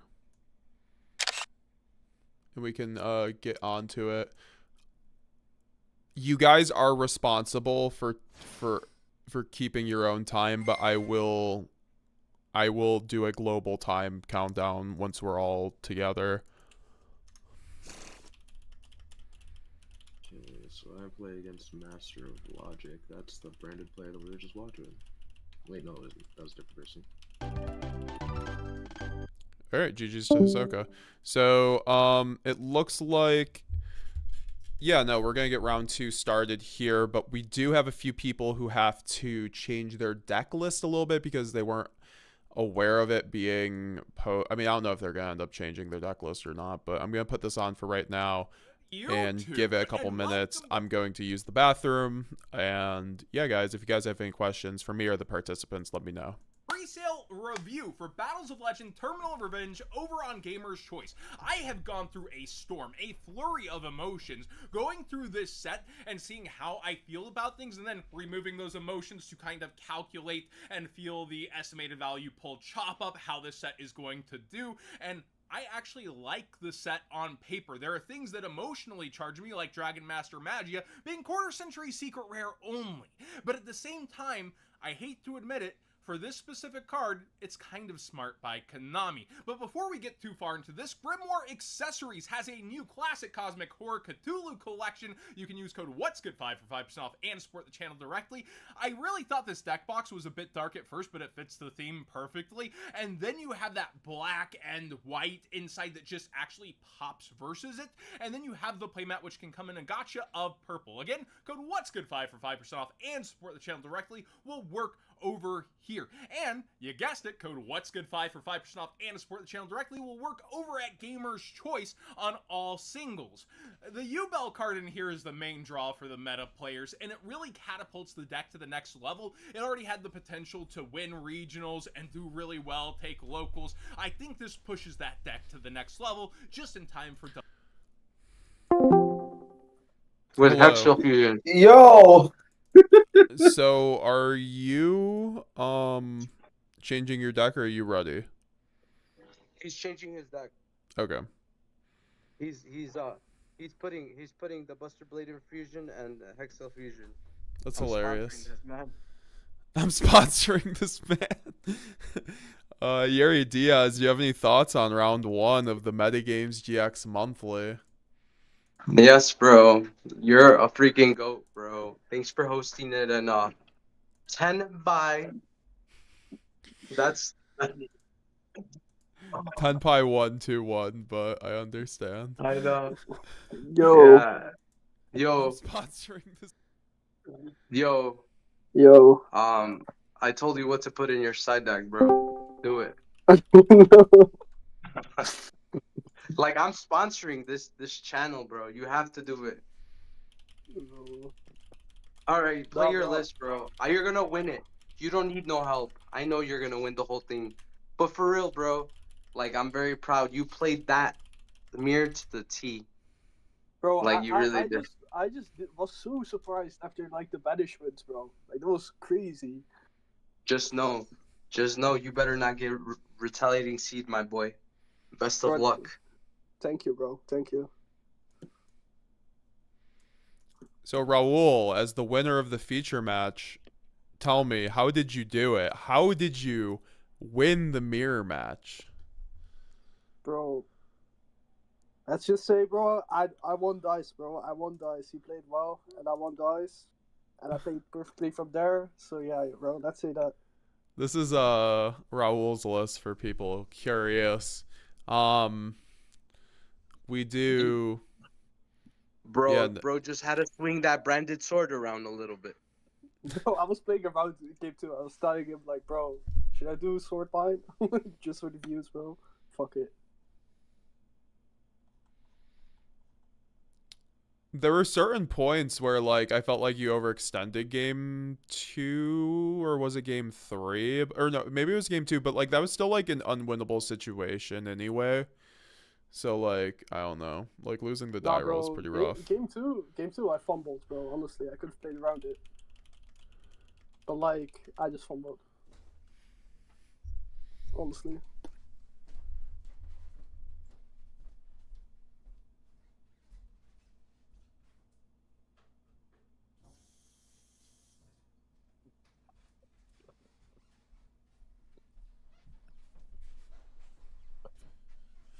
All right.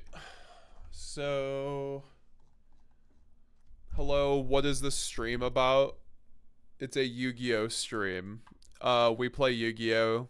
I'm a YouTuber, but you know, we also stream over on Twitch, and we are doing a tournament on the new format for the new set of Yu-Gi-Oh cards coming out next month.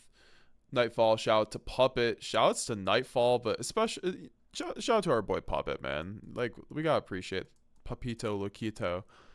sometimes.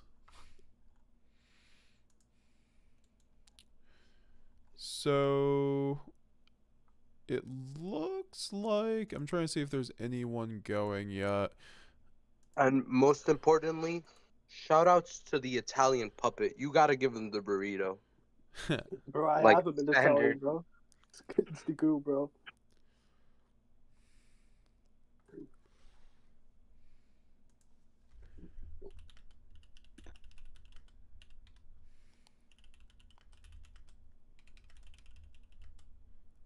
Are you ready, Raul? Yeah, I'm eating at the same time, but I'm ready. Yeah, basically. Okay, let's just host a game. We'll go now, or we'll go. Who am I up against? You are up against. You are This going is my against boy? Prophecy Wiz. You're going against my boy I went to locals with yesterday. So, Bro, did my friend win or no? Oh yeah, he did. Okay. so yeah, no, you're going against him. I'll probably. I don't know who I'm gonna do for a feature match. We're gonna have to go, but yeah. I would switch calls over there, and or here I'll move him in here.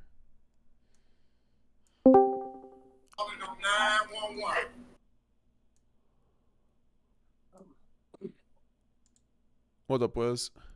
What up? Yo, bro. All right, guys. You guys can start. I'm gonna do the timer. 46 minutes. Let's just let's get this. So I am hosting now, Wiz. Alright, what's your name, NDB? Padre also. It's 1300. Rate it. Cool.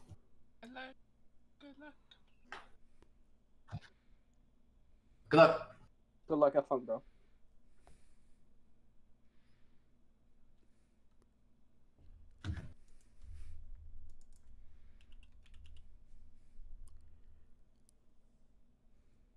Stand by me.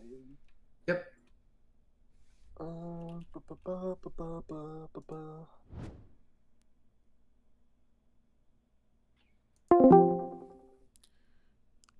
Alrighty. So we're gonna check out Zelda Duelist versus Hisoka. We did just watch that, so I guess we should just go over to the Podrosa versus Hisoka game, or Podrosa versus Prophecy Wiz. We see an opening of Pot of Desires with fusion deployment. Now I'm gonna switch back over if you guys want to see a different game, because I know we just saw Padre. It's either that or we go to see Tamago versus. We could see the Tamago game actually. Here, no, I'll just keep this up here for a moment.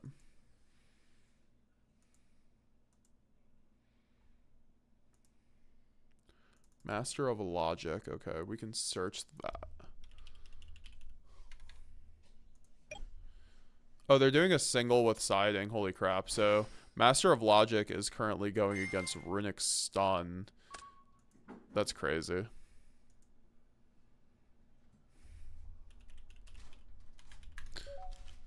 So, anyways, I don't know why. Anyways. Let's just call it Rose and gonna be with my little ones while we get back off. That's fine. Is this the 6 o'clock tourney? Yes, sir. Yes, sir. Cartesia's in the chat. So we see the Rinbrum come down. We're just gonna watch the Prophecy Wiz game because I think this one's gonna be a really good game. I think very much appreciate both of these duelists. They have a huge impact on me on my competitive side. So we do see the Mourner on. Oh, we see C Goody in here. Hell yeah, let's go, let's go. So we see the Cartesia get chained here. And the Veiler. Oh, that's so devastating. I just played against Wiz at locals, man, and I lost die roll and he won. Like, he's the only voiceless player I ever lose to.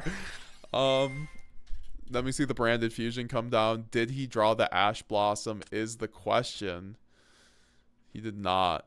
He did not, or else he would have maybe ashed there.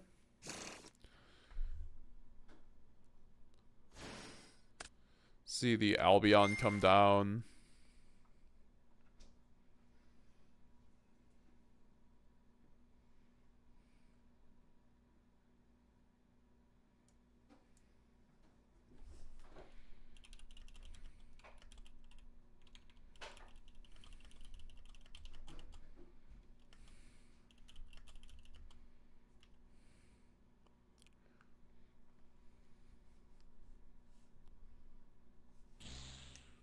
We'll then see the Banish of the Mercurier into the Albaz. Into the Rinbrum, which is interesting, having the Rinbrum play here. Oh, we're going to get spicy with it, because we're going to see something really cool here. We do see the Shroud Dragon get sent, because Rinbrum has a cool effect where you can bounce a card, so... we do see the Shroud Dragon get another card. Send the Branded Sword. Branded Sword obviously going to be able to get the Mercurier back, which allows him to get more interruptions, you know.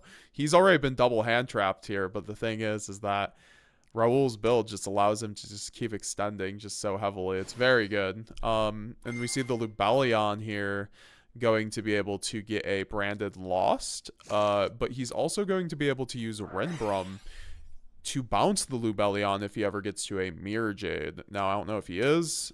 No, he does have the duplication here, which is really good. That's really backbreaking on Wiz, because the Rinbrum's just good against Voiceless anyway. Or no, it's not. It can't negate Ritual cards, so it's not.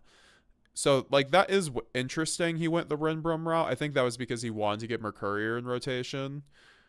But I think the Rinbrum doesn't really provide too much coverage versus the Voiceless deck, but you know, I think that Raul definitely with the Fusion dupe on top of a Branded Loss, on top of Cartesia, is really looking pretty good here.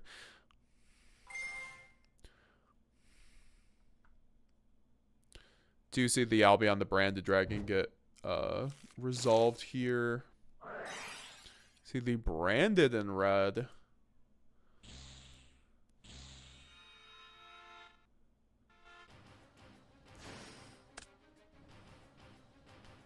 Then see the Lubellion 1 discard for cost.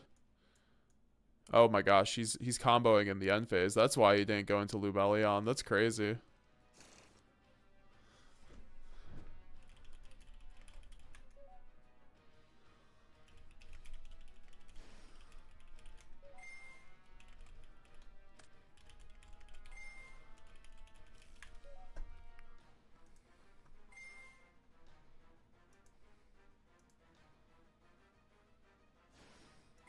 Then see the Quem. This is what Raul is known for. This is like just his thing where he does 20 combos in the end phase through 2 hand traps and sets up the exact same board he was going to make anyway.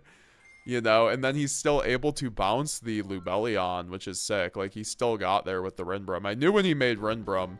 Yeah, no, he just sided. He just scooped there. How many Mercuriers does he play? Liam says, I do have his deck list right here. I'll bring it up. I can show you guys what Raul's deck list is looking like.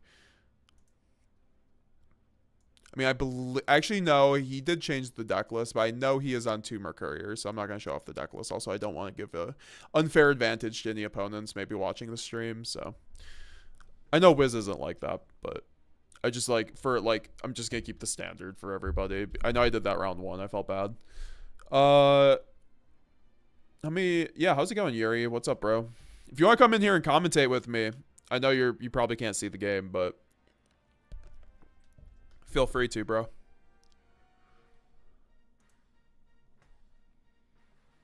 Wonder what kind of things they're going to side in. I don't have Wiz's deck list. I mean, I do know of Wiz's deck list, so, like, there are things that he could be siding in that definitely help him in the Branded Mirror match. I think as a Voiceless player, you have to be pretty conscious of the Branded Mirror match. And, you know, with post-info in mind, you know, he has Mulchummy, but Mulchummy isn't something that he can really use against Branded. It's not a very good card against Branded at all. Poderoso he might have put in some Whitewood stuff. He might have put in Light and Darkness Dragon. Synchro, we'll see if he did anything spicy.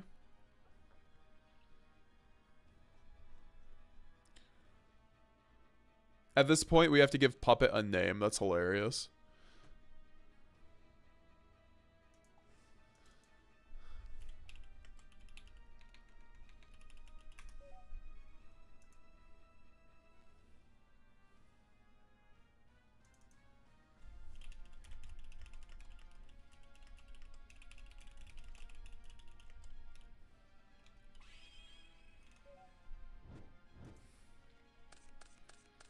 So we're going to see Prophecy Wiz definitely go first. No Allure in the deck. I don't think there's Allure in the deck. Raul's not a big fan of Allure. We see the barrier of the voiceless voice come down. Pretty good start. That's definitely what you want to see. I mean, you don't want to see multiple of it, so that could always be an issue if that's what he's opening. But we do see the Saphira come down now, discarding it, and then sending a ritual card to the graveyard, then adding a light ritual, pretty much setting up his plays perfectly. Saphira being one of the really broken cards in Voiceless Voice. Definitely what you want to see. I mean, we see the Saravis get searched out, which is not great against Branded. I think that, I know Wiz is on the Pendulum Graph, so I do think he's going to try to angle himself into a Pendulum Graph summon. But he probably already opened it. That's kind of what I'm thinking by searching the Saravis. See the normal summon of Low, definitely not going to be responded there because of the, you know, no hand traps in Branded, really. Which can be devastating in matchups like this, but I do think Voiceless has a tough time because their main play of going into Saravis doesn't work against us, and some builds don't run the Pendulum Graph. I do think Wiz has an exceptional build, though, so if anyone can be Branded, like I said, I've lost against Wiz with him on Voiceless. My record's not good against him. I've never won against Wiz. He's one of the best players I know, so definitely will be interesting to see how he plays this out and what changes he made for the post-info format. Italian Puppet putting in the work. Angra. I do need to get an Italian Puppet, that is true.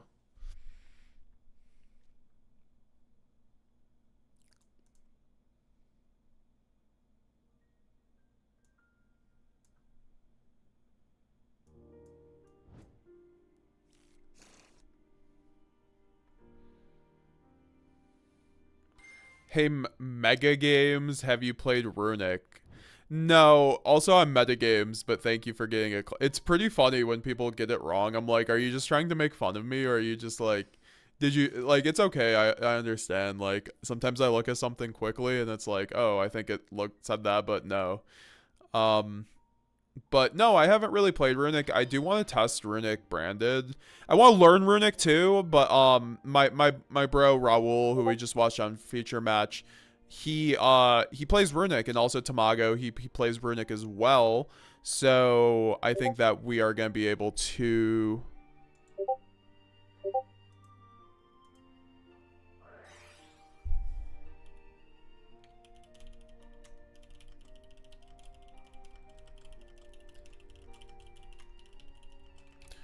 So we see the anti-spell spell. So that's basically game right there. Unless Raul has something. But Raul doesn't have anything in his side deck to deal with anti-spell. He doesn't run Cosmic. Which is like, that's why I like that anti-spell's at 1. Like, so you don't have to side Cosmic anymore. But it sucks that it's at 1 because now you don't side Cosmic. So you always lose to the anti-spell.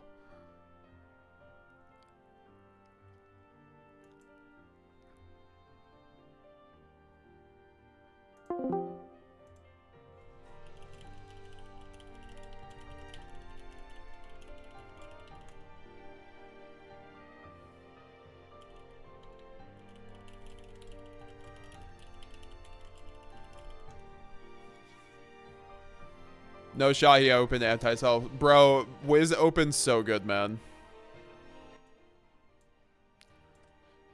Droplet. The chicken emojis go so hard, man.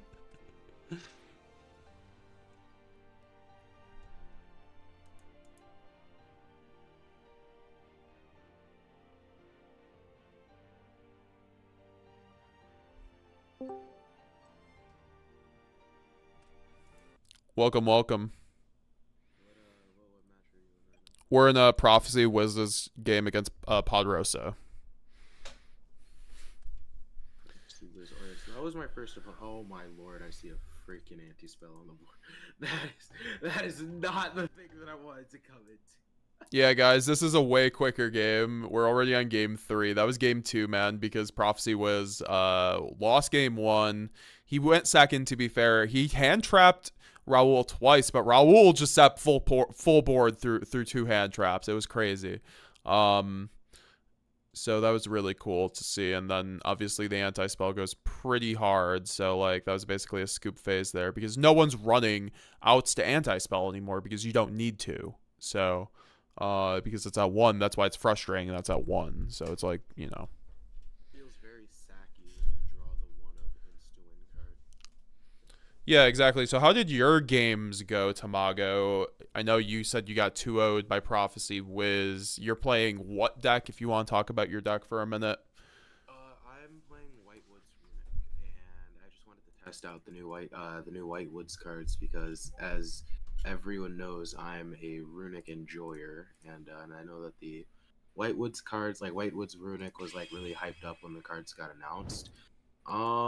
As of right now, it's feeling very underwhelming because like when you get to full combo, the combo is it's good. You get a couple of good boss monsters on board, but it's nothing like out of the ordinary. It's not comparable to like, like a Snake Eye end board or even like the OTK power of like a Tenpai or anything like that. Like the cards, they feel nice, they feel cool, and they're very unique. I just don't think that they have enough like power to them individually. And then like there's like 3 games in a row where like I drew like all runic spells and no Whitewoods cards to combo. So I just like it was just Fountain plus Hugin Pass and I lose to a single hand trap. So I don't know. The deck definitely doesn't feel like the best runic variant yet. That's fair.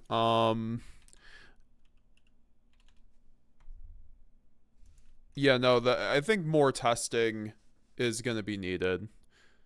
I think Absolutely. because like the Whitewood stuff, there's 1-card combos with the Whitewood stuff that is producing Calamity plus a Cosmic in 2 cards. Yeah. So it's just like I feel like somewhere along the line we'll be able to work out a build that like everyone can use, like whether it's the toy stuff or whatever, or Lightsworn. You can always go into Centurion Oxala and then make a Calamity off of it. Even in the runic variant, you can make Calamity off of it. It's just that you need the 1-card combo, and the 1-card combo is, ooh, we are ending on a T-set pass. That is not the best. Well, not a T-set anymore. It's because of Book of Eclipse, but still. Yeah, I think that like I think that the card, like, I think that the engine just needs to be slightly bigger because, like, it's only like what, like 9 cards realistically. Or 10 cards because if you run the 3 main deck monsters as 3-ofs and then you use Racia as a 1-of, that's only like 10 cards that you can realistically start with because the normal spell, yeah, it can get you into your combo, but it's not your best opener because most of your combos go through the normal spell. So I do just want to give a recap for what just happened here on this turn before you missed it. Basically what happened was we saw a Luber come down on normal summon. The Luber got imperm, but Raul had the Book of Eclipse. So he was able to search out a Brandon High Spirits, and he went Brandon High Spirits, and Brandon High Spirits got ashed. And that was a turn skip. Because, like, if you know what you're doing, the High Spirits gets way more advantage than a Branded Fusion most of the time.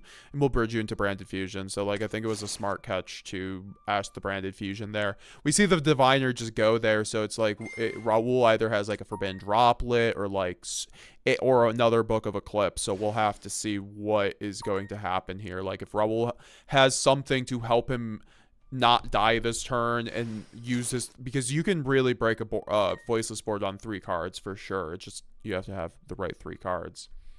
Yes, I'm very interested as to what this face down could be. Potentially a Super Poly, I'm not sure.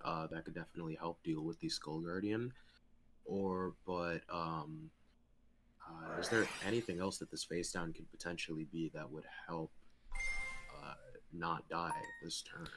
The issue is the trap is going to be able to pop the face down, so he's not even going to be able to use it on what he wants to at this point. So, like, that's why I'm even curious what it is. Like, because if it wasn't a droplet, you would have dropleted the Diviner probably at that point. I don't know. Yeah. Maybe a Called by the Grave? I'm not sure. Oh, we see a Saronir here on the Saphira. Saronir on Saphira might be big here. That might be pretty big. That is a very good target for a Bestial against Voiceless Voice here, because it is a spell speed 1 effect, so he won't be able to chain it. So that will prevent Prophecy from being able to go or use Saphira specifically to ritual summon. So now that means that we will need to bridge ourselves into the ritual spell here.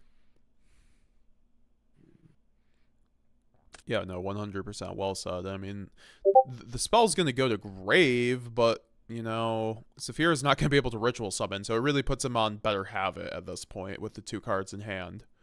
Yes.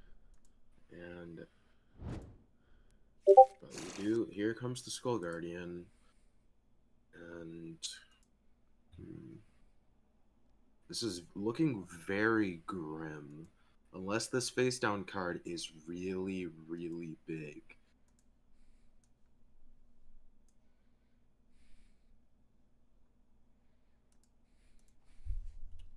That does make me think, what extra deck Super Poly targets would the branded deck even have to deal with Voiceless Voice? I'm not a branded player myself, but from what I understand, the branded extra deck is pretty tight.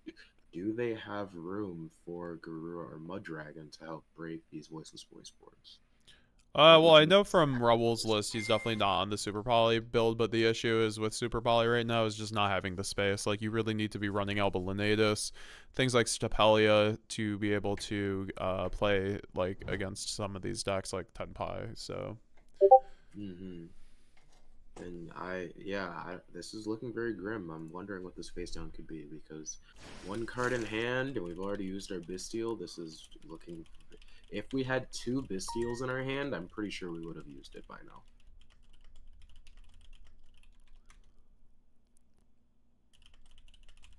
Did a voiceless player just enter a branded tournament? Don't let him know that I'm a Runic player.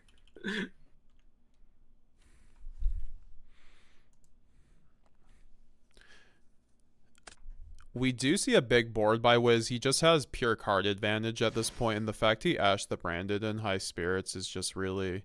He wasn't able to establish any real interruptions here. The face down's still not has not been interacted with yet. Did a voiceless... No vanity. Did a voiceless player just enter a branded tournament? Yes. He's one of my friends. He's a very good player. He's the paleo guy, if you guys remember him. Wiz, he used to just top constantly with the paleo deck. He was just like the paleo guy basically in the States. So you know, he's on voiceless. We've been testing a lot. Might be going to Nats with him too, so like, you know, we're gonna... So we see the face down was a branded in red, which wasn't able to be accessed. Which I guess that he was banking on the his opponent Wiz destroying the Aliber, or sending the Aliber to Graves, that way he could be able to fuse with it with the branded in red. However, we do see that Prophecy will not be able to kill this turn, because he has used SP Little Knight's effect to prevent him from attacking directly. So we do know that Padre does have at least 1 turn of breathing room. But with only 1 card, about to be 2 cards in hand, will this be enough? Really good point. Really good point. Salty Fry, I'm gonna have to enter next time and teach the recruits. Yes, sir. Yes, sir. Would love to have you in. We're gonna do more of these. It's not gonna be just once a month. I call them MetaGamesGX monthly, but I feel like it's gonna be it's a bit deceitful. I would like to do these more than just once a month. But bro, you and me running it back, says Salty Fry. Yes, Yuri would have to have us all cooked. No cap. Salty Fry. Or Yuri says, I wish I had joined. The crowd needs a rematch. I'm down with my brothers. Yes, sir. MetaGames monthly, too. You guys heard it. Salty Fry versus Yuri Diaz rematch. Coming to a store near you. We got 6 people watching our DB game, guys. We're causing a storm here. Yeah, no, SP Little Knight's really good against Branded. I still think it's looking really bad for Raul. Like, he has to have an Ash uninterrupted, essentially, and then the other card needs to be extremely high value with the cards he has, and there's not a lot of cards that interact very well right now in the graveyard in this board state. Yeah, this is looking very chalk. There doesn't. Oh, it's yeah. He's just conceding. Yeah, that's a tough one. That's a tough one. Well, I mean, he could have tried to summon Albaz, use the effect. Wait, does Albaz target? No, no, it doesn't target. No, so yeah, he could have summoned. Oh, he would have needed to discard the talents. Never mind. Yeah, so it would have been he would have I was gonna automatically negated. So yeah, no, I was thinking of like baiting the Skull Guardian with the Albaz and then talents to potentially draw two and draw into something, but he would have needed to discard the talents. If he had one more card in hand, that Albaz would have come in very clutch. Even then, he could have just SP Little Knighted the Albaz and then saved the Skull Guardian negate. So yeah, things were looking very grim. okay, we're getting round 3 here now. I'll post it in a second. We got What that. about the Serenir effect? Serenir was negated by Skull Guardian.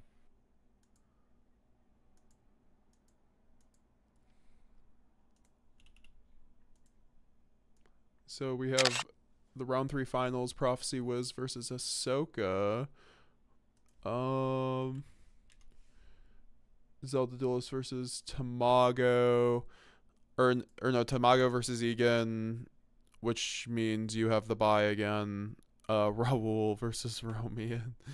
Oh wait, Owen dropped. Yeah. Well, I'm already 0-2, so I might as well just stay for some more commentary. Yeah. With the bye. That's unfortunate. These White Woods cards, man, they are very, very underwhelming. I was so hyped for them. I need to test more, but like this is feeling underwhelming for sure. Whitewood Centurion might go kind of hard though.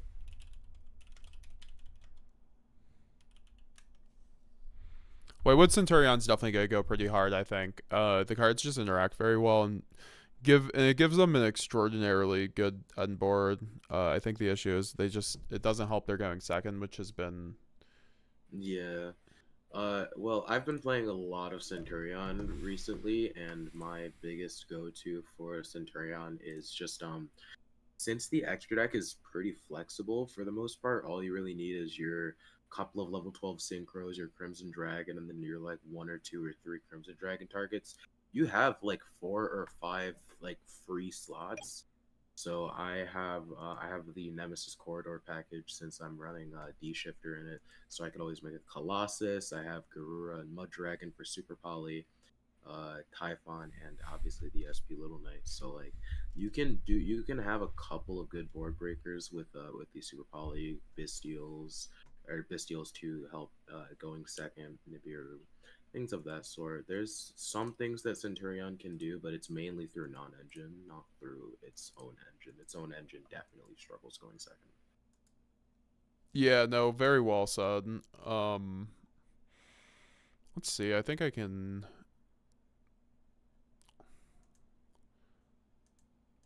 I'm trying to find this game.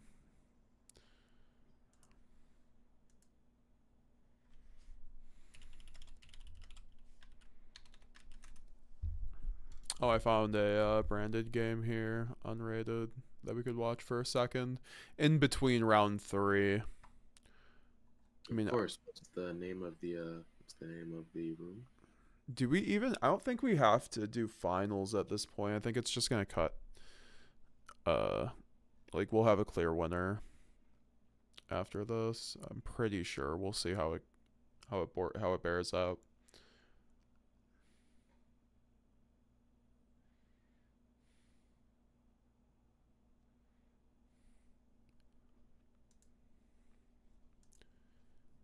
All right.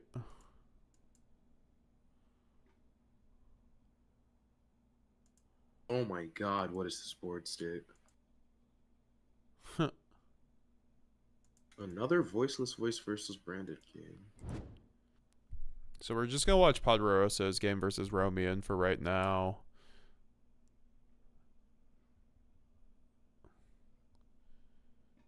Until Hisoka versus Prophecy Wiz starts.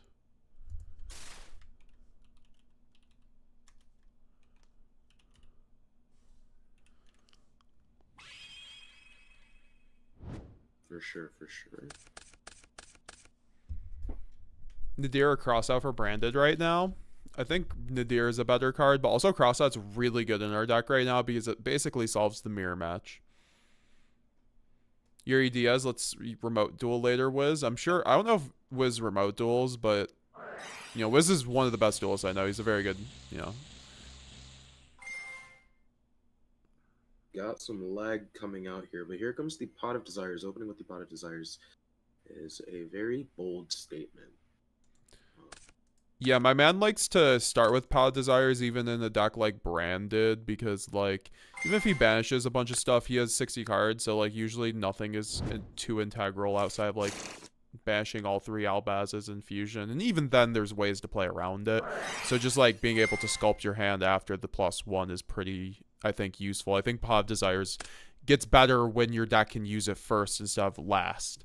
And then we see the brand High Spirits, which he's actually able to resolve this time. This card is just nuts.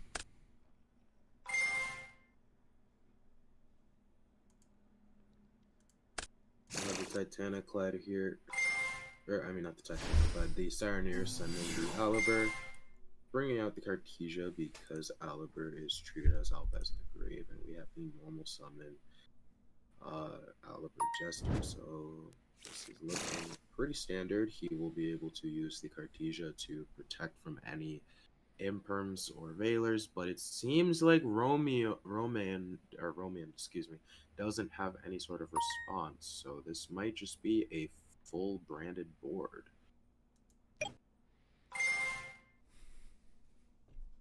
As they keep going online, so we might just be seeing Puppet Lock Turbo.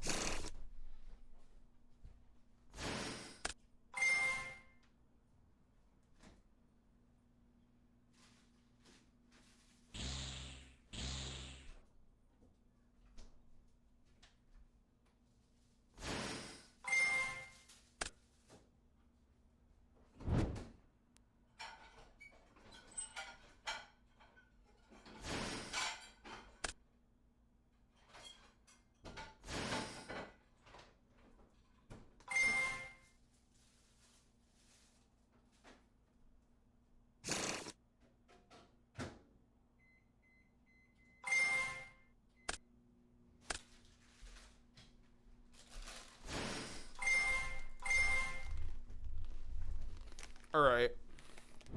The feature match should be up now. Alright, here we go.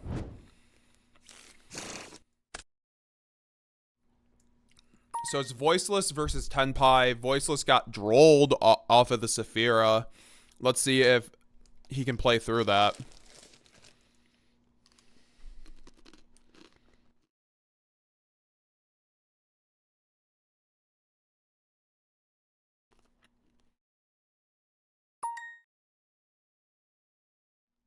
It's the Prophecy Wiz game, Tristan.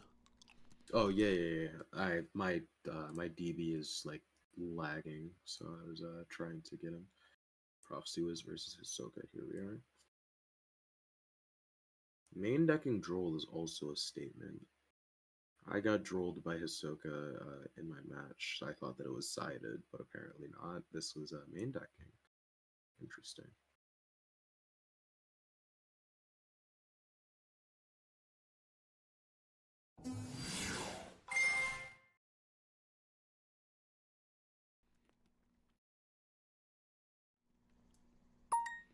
I mean, low effect to be able to activate from deck is pretty huge here.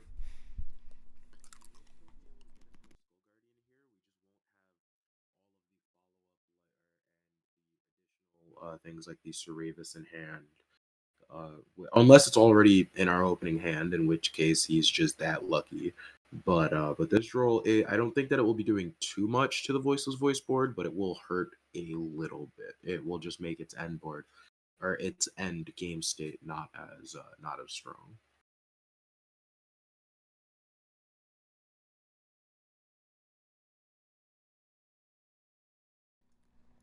See a big thing here. My wife made me watermelon and chicken parm. I couldn't place as your ideas. I understand. Krabbits, yeah, weekly would be dope. Sign me up. I'd love to do it weekly, bro. If you guys come through weekly, I will host them weekly. We just need 6 people. Going straight into the trap and not the barrier. That's so we very likely. Oh, here's the Sphera. Going to ritual summon out the Skull Guardian. And we'll be bringing back the Skull Guardian. Oh, here's the Ghost Bell. Wow. Does that do anything? I guess it does. Yeah. I mean, he'll still get access to the low through the use of the Radiance. It's just that we won't have access to the Ceravis, the man Ceravis, the effect monster Ceravis, not the ritual. So again, these hand traps are definitely going to weaken the end board, and all we'll need to do is deal with basically just the Omni Negate of the Skull Guardian as well as the pop from the Radiance. It's looking like, unless those 3 cards in hand are all hand traps, it's looking like this is going to be very dangerous. Her prophecy was to be able to defend. Also, Tenpai just needs to open an extender here, but obviously this is post-info, so they have more extenders now. Absolutely.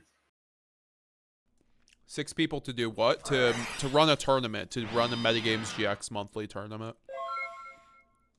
We need at least 6 people to run.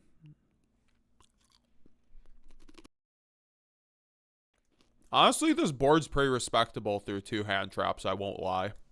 With 1 card in hand. Absolutely, and that speaks to the power of voiceless voice, able to. Oh wait, I might be lagging because I am still in previous turn. I will refresh. Oh my goodness. We do see the Sangan summoning come down.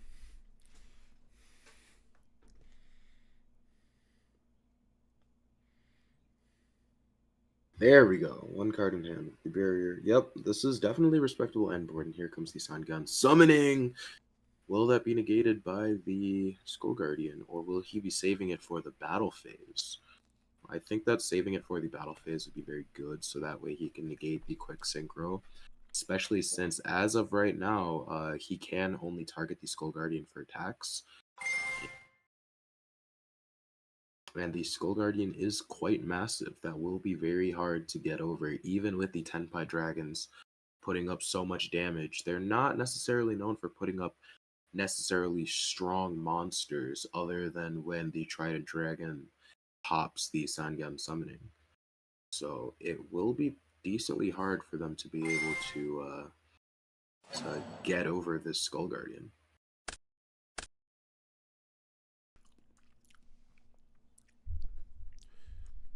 Wiz trades with the barrier. That makes sense. He still gets an Omni Negate on that. Like, he puts it on Bear Habit.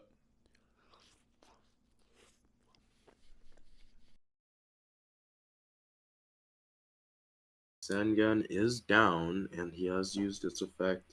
That's very, very good for the voiceless voice player here, because now that means that all of the Tenpai Dragons are affected, and Tenpai isn't necessarily known for being like, it only has one real game plan, and it can be stopped very easily without the use of the Sangan summoning.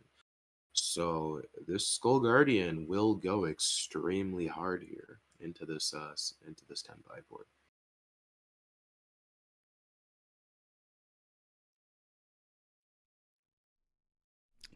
There we see the dreaded battle phase, because he definitely has the quick play here. Probably will very get a like- negate by the Yeah, Skull Guardian probably. here. We have to. Absolutely have to negate this, or else he will die. It doesn't. Does Skull Guardian negate activation, or does it negate the effect? That's the thing. I think it negates does negate activation. activation. So like he's probably playing around the double Sangenkaim and he's gonna negate whatever comes out. Yep, and since it negates the activation, it can be used in the damage step, so he can still use it to avoid the effects of the Tenpai dragons as well. So that will be this Skull Guardian on its own will be extremely devastating, especially without the Sangan summoning on board, since he can only attack the Skull Guardian and he has no way to double the attack of Trident Dragon even if it gets onto the board. I don't think that there is a way for this Tenpai player to be able to get over. The Imperm comes out. Then here. Perm is backbreaking. That's just game right there. Absolutely game.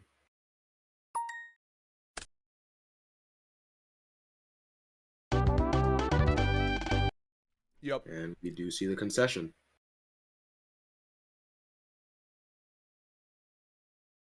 Yeah, any hope of winning was lost with that Imperm. That was very devastating, and through 2 hand traps with only 1 card in hand, that was a very good we bob and weave like a boxer coming from Prophecy was. Yeah, that was very well played. I mean, I think Hosoka did everything he could there, but with Tenpai, sometimes it's just up to the hands that you get. You know, you can't really play out of your mind with the deck. Absolutely. Yep. The deck basically does one thing and one thing only, and there isn't really much player agency allowed. Tenpai isn't a deck that necessarily. Obviously, there are ways to be bad at Tenpai, but there aren't particularly any ways of being that good at Tenpai. There's a very low skill ceiling to the deck, so sometimes you just straight up lose, and there's no way to play around it. We see Hisoka going first here. Will we be seeing the heat wave? I mean, we'll probably see the Koki Mirror Drago, if I had to guess. Also, he does have the new support, so he could be running the trap. He could be doing other things. I do think the Koki Mirror Drago gives him a huge advantage here, so I think going first is definitely the play. Absolutely.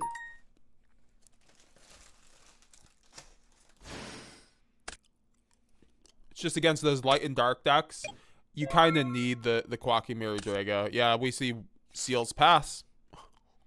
It's an FTK.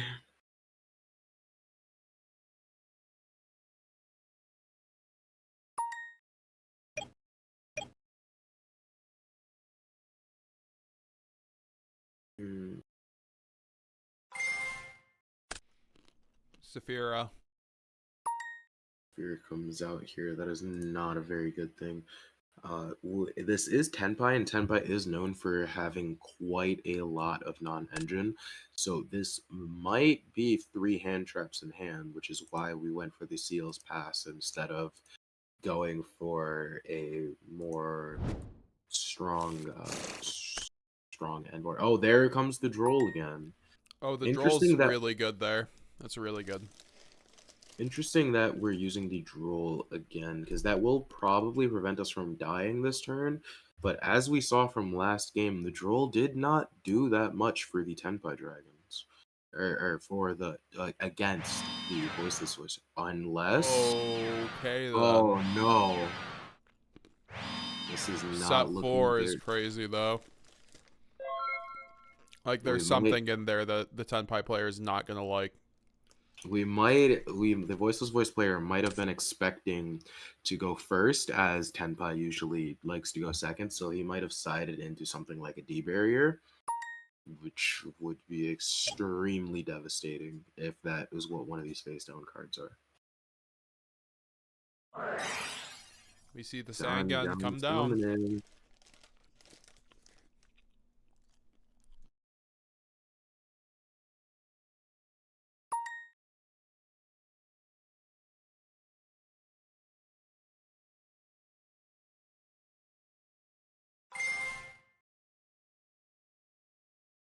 See the Sangan probably resolve here. We'll see. Yep. This is... It's an interesting board state. Like, I feel like there's a D barrier somewhere behind there, so... That is it. Yeah, exactly. I do think that... And we'll probably be saving the D barrier for the battle phase, because if there is ways for Tenpai Dragons to play around the D barrier, if you shotgun it very early on and just call synchros. So...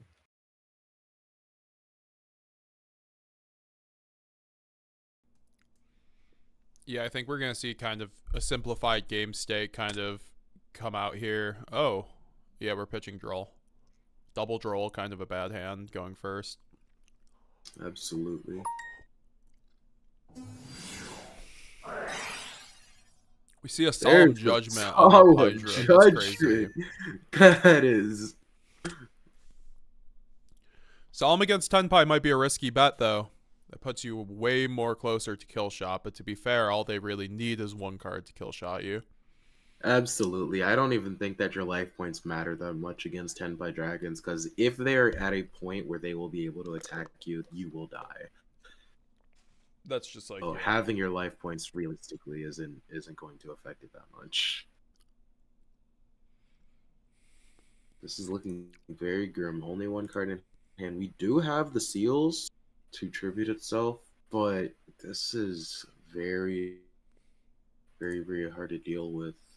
All we need is one draw, one good draw, and we'll be able to use the Saphira if we have a low in hand, or if we have a Skull Guardian in hand and we draw into the other, we'll be able to ritual summon, and that will basically be game. Yes, sir. Yes, sir. I mean, we see a pass there, though, by the Tenpai player. Still with the seals on board, so it's an attempt to leave main phase, says Wiz. We're going to see the Radiance come down. Being able to... Oh, we see a Ghost Ogre on the Radiance, though. There. That might not be where he wants to use the Ghost Ogre, though. No. Wait, you can't. You can. He can choose to use the effect on activation. He can't Ghost Ogre there. Oh... I mean, yeah. I figured he probably was going to use the effect, though, right? So... Yeah, exactly. Yeah, if he was going to use the effect on the activation of the Radiance, he wouldn't be able to Ghost Ogre because it wasn't already face up on the board. So that is as a bit of a misunderstood game state there. What's up, Nana? I think I see that you joined the chat here. How's Yeah, it was good. We're just watching round 3 of this little DB tournament we're hosting. Oh, yeah. Let me see if there's a way for me to watch here. I'm just trying to look at the names. Prophecy, okay. Yeah. Oh, we see the Imperm come down on the seals. This is game 2 after Voiceless got game 1.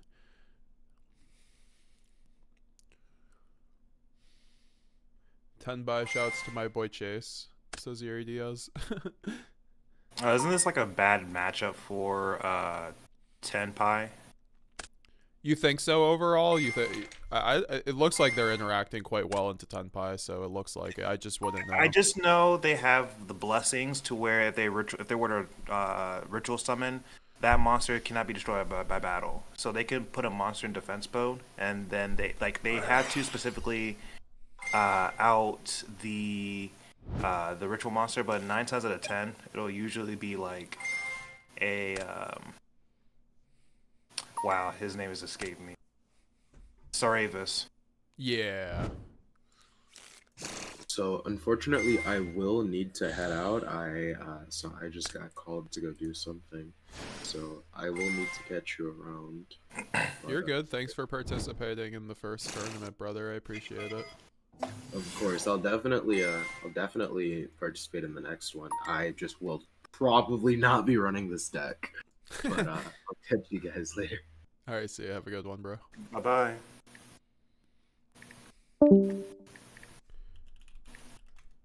Okay.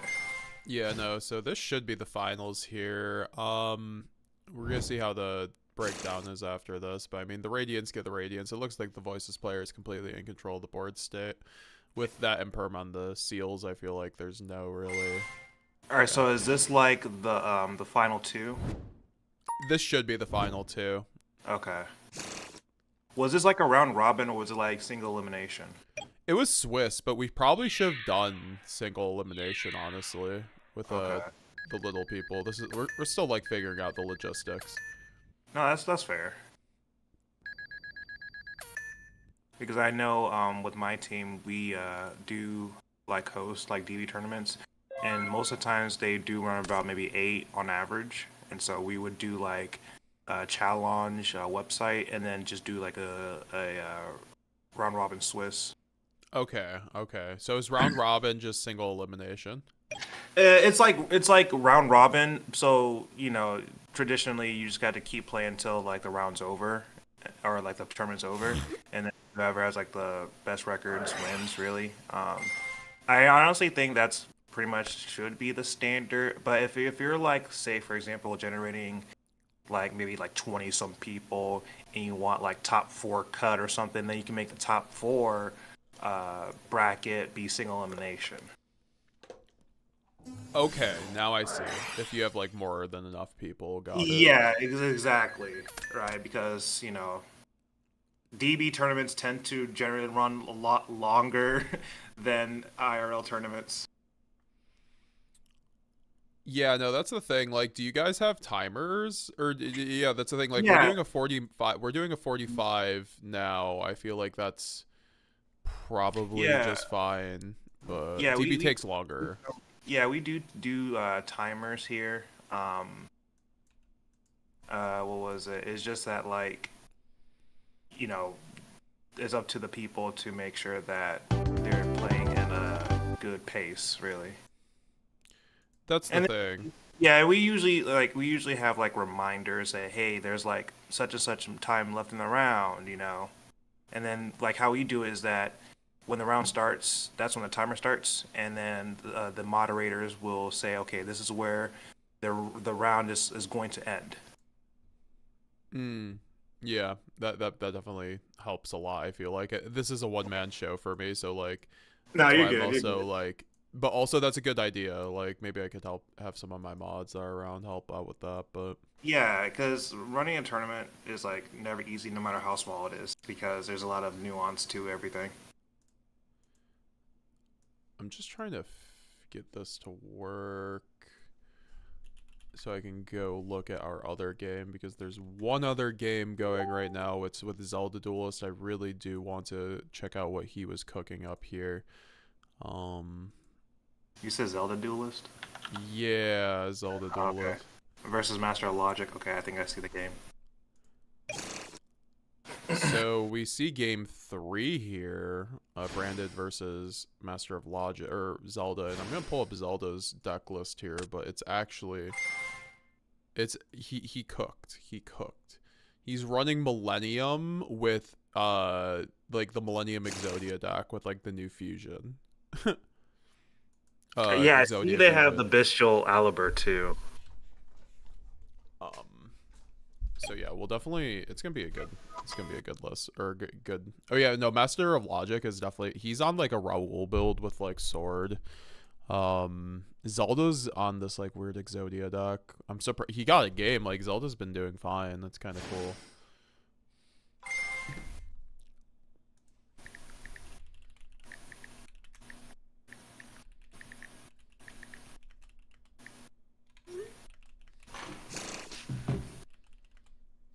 Oh yeah, this setup looks all too familiar to me. It's so good because the idea is that you can just puppet lock during the opponent's turn, so they can't like really bestial. Like they could try to bestial you, but nothing is really threatening per se in the graveyard. Yeah. You will perform under loss, so there's no real good opportunity to bestial them.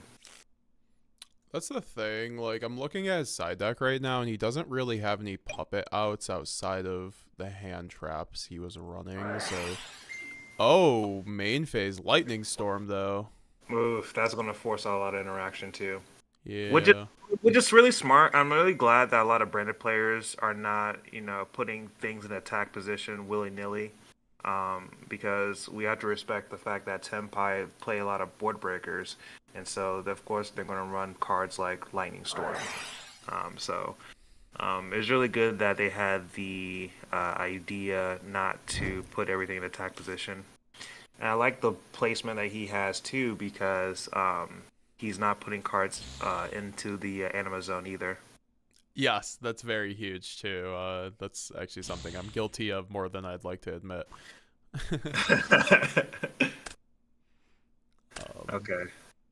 We see the Lubellion come down here. Yeah, I mean, it's just without having Puppet. I mean, he does have a called by in his deck, so if he has the called by, if It's just the that. Imperm.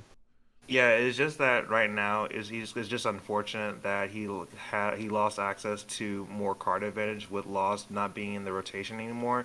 But this is like a good contingency plan because Lubellion would be able to shuffle back any materials that he needs.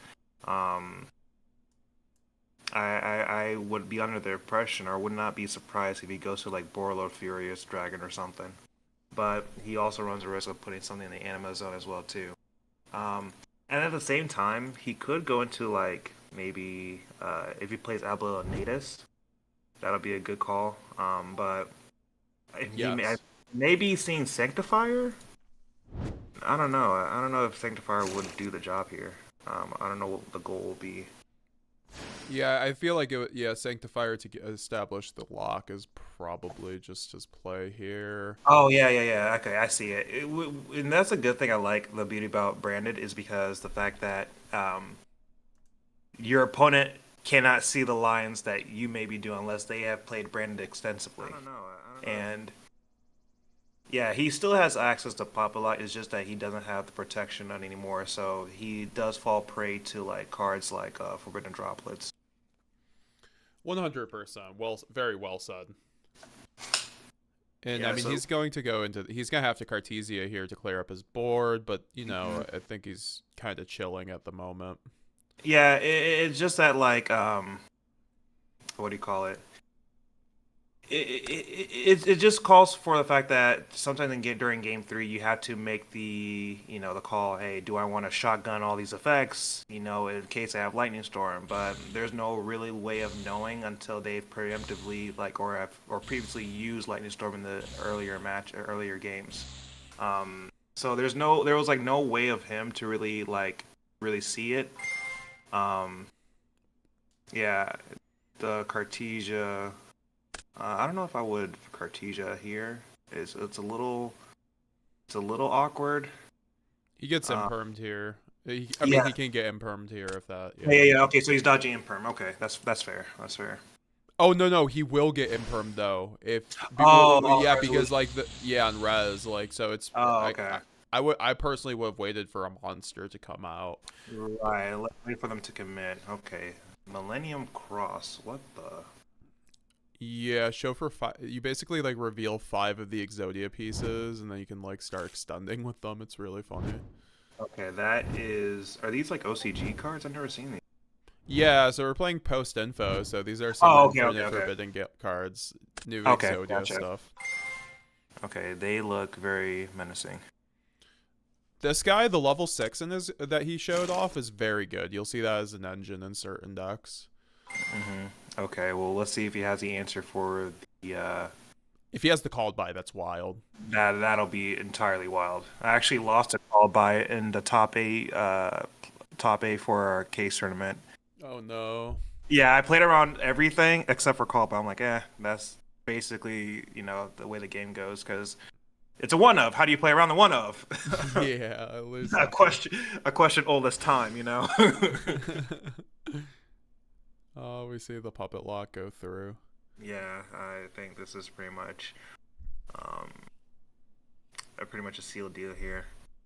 Yeah, I was about to say there's not really too much else here to see because the Mirror Jade's going to be live the turn after. He's just going to break the board and kill him. I mean, Exodia might. They have nothing like Nadir Servant to play through a gimmick lock, I don't think. I mean, he could try to normal summon or set. Okay. Yeah, unless he like I don't know too much about Zoya, but I would imagine he was trying to go and build a board to really help maybe perhaps play on the opponent's turn. Um, but we're looking at so much card advantage. We're looking at so much interruptions as well as bodies here. So I don't know if it'd all be enough. Specifically, that card needs to be some outrageous set like Mirror Force or something. Oh, how did he set this card? He tribute set it. Oh, he tribute set it. Okay, got it. Yeah. Oh yeah, he did. He tribute set it. That's true. Can't be destroyed by spawn card effects. This card's funny. Yeah, I mean that's just kind of looking like game from here to me. It's just Branded's one of those decks you have to deal with before they establish their board for the most part, and once they've established a board, it's really hard to get a game back from them. Yeah, especially all this recursion. 5 cards in hand, 6 bodies on board. There's there's really no way I can really. Mirror Force might do it. Oh, obliterate. What is this? Return it to the hand. Nice. She's getting around the Mirror Jade pop. You can't use the other effect, but that's not really relevant. That's a cool card, though. That is a cool card. Though I do need to read up on some of the new cards for Infinite Forbidden. I've been watching a lot of DB Grinders post info matches, and I am not really looking forward to the future format here. They reason being is because the link to Goddess Monster and as well as the Fiendsmith engine make putting the glue together for Snake Eyes and any other deck that they splash them in. Yeah, no, I completely agree. Actually, it's just kind of one of those things that it's hard to test because we have to test offline DB, but it's something we're gonna have to do because Nats is coming up. I don't know. Yep. I don't know what list I'll play for Branded, but one thing's for sure: Droll will be main decked, and the version that I have for Branded plays into Droll, so I have to be very careful and mindful of that. I want to review this a replay by Zelda Duelist because I want to see a game he won with this Exodia deck. This sounds kind of crazy. I'll let us stream it for you, Nana, so you can see it on here. Yeah, absolutely. Let me see. Why am I in so many Discord servers?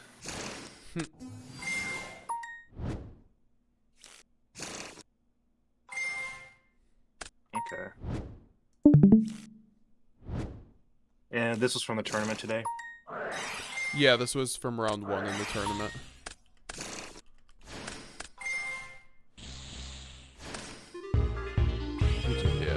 Yeah. Just from looking at the hand line, it wasn't anything too substantial. Okay, they could play Shifter, which, I mean, I guess that makes sense too, because it's just it's in the hand.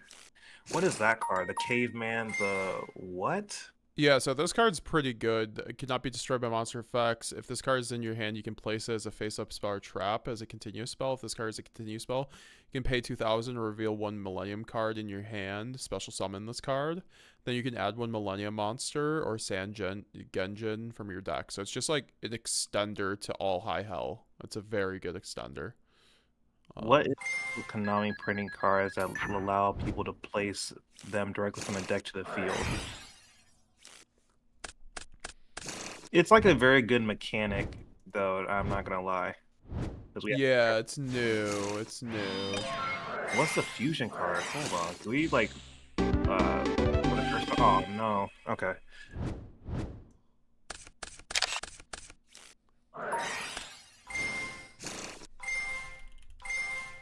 Yuri, stay with us at Nats, Nana. I mean, I would if I could.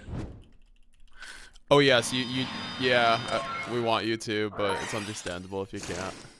Yeah, because I have my own team. We already got the room and everything.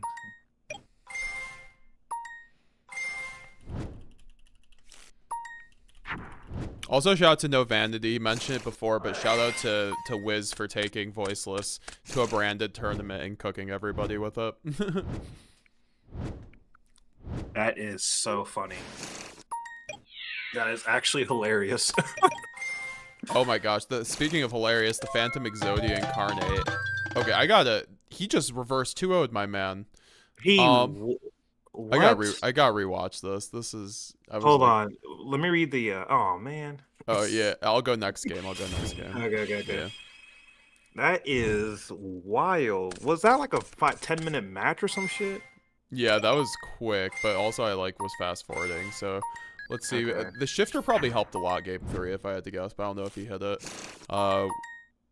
So we're seeing the shield come down. He pays. So they all just pay life points to extend and then search cards. That's pretty good. Millennium Cross shows and then dumps the rest of the pieces. And then he gets to spec one of them, I believe. No, he gets to spec the big guy. So the big guy cannot be destroyed by partner's card effects. Once per turn, if this card battles during damage calc, you can make this gain attack equal to your current life points. Once per turn, when a spell or trap card or effect is activated, you can negate the activation. So it's just a pure omni negate. What? Yeah. Oh my god. It's super generic, kind of. It's super easy to summon with that spell. It's just like branded fusion. And then you can set one Exodos, Spell Trap, or one Obliterate directly from your deck. And then you lose 1,000 mandatory. So that's interesting. Okay, that is actually bonkers. Did you see what happened there? He just had he had Spellcaster Village, and he has Shifter Spellcaster Village because it's a spellcaster. Right that's GG right there. We see Valor, Nib, and Perm, bro. That's crazy against Branded, honestly, though. That's a pretty good combination of hand traps with no Cartesia on board. Mm-hmm. Yeah, normally the Branded player could just set up to play around those cards, but if you have no way to get to Cartesia, it's going to be a lot difficult because you're going to play into cards like Valor and stuff. Yeah, no. So we see set 3 here.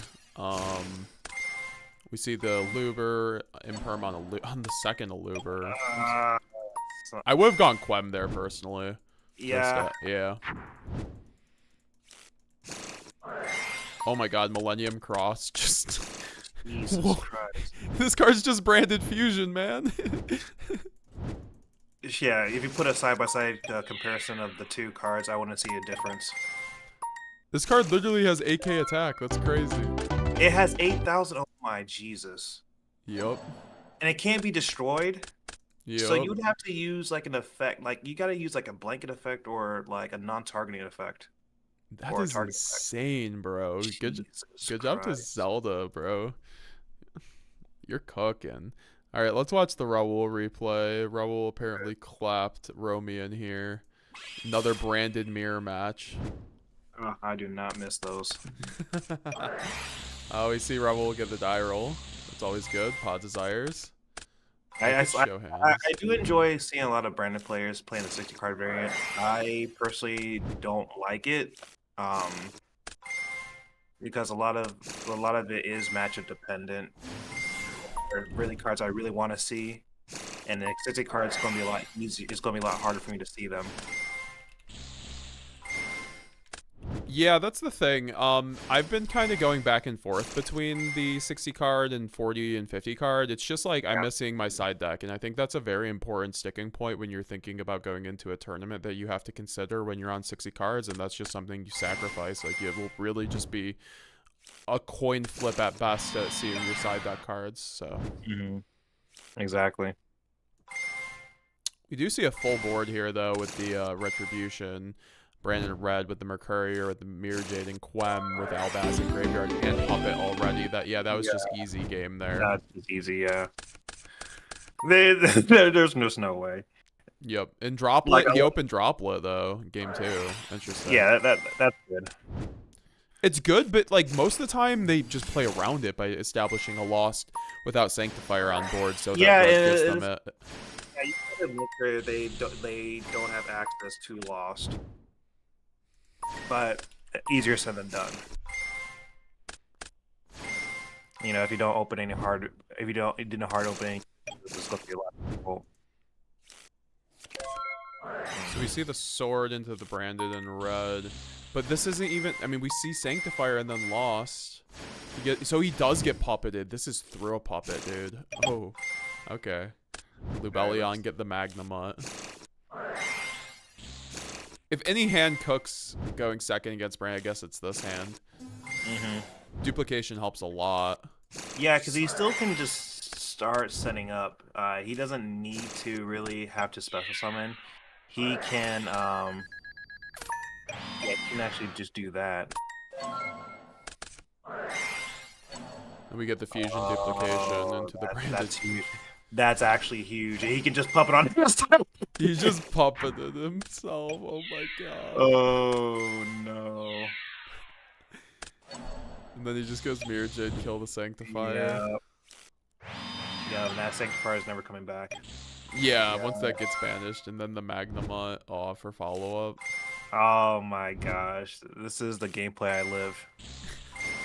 Oh my goodness. Yeah, there it is. Oh, there it is. Oh, not the fusion deployment bait, dude. That was super nice. Okay, I'm sorry, but that was actually beautiful.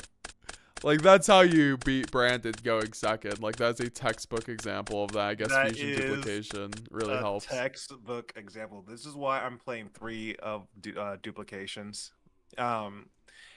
It's just like so good because like the fact that everybody's playing, everyone and their mother is playing D barrier, so we would need to have like a contingency plan to be able to fuse on the opponent's turn. And I don't know about you, but being able to fuse on your opponent's turn is a lot more threatening. 120%. So, yeah, no, good job to Raul for doing that. That was pretty cool to see that. It's good that he actually stuck with it because I feel like most players.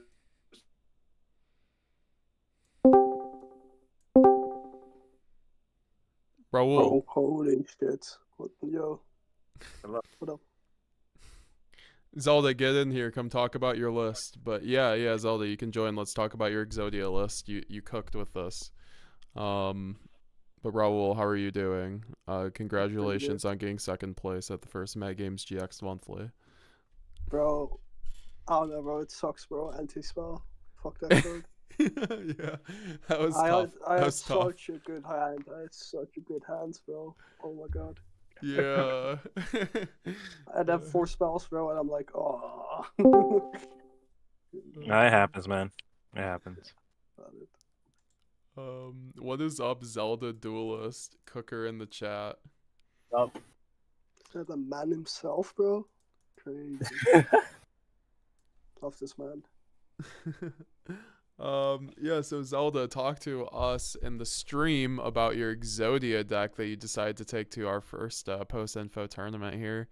You ended up actually not doing very bad with it. I mean, honestly, so like what did you come into expecting with the deck? Like, what made you take this deck?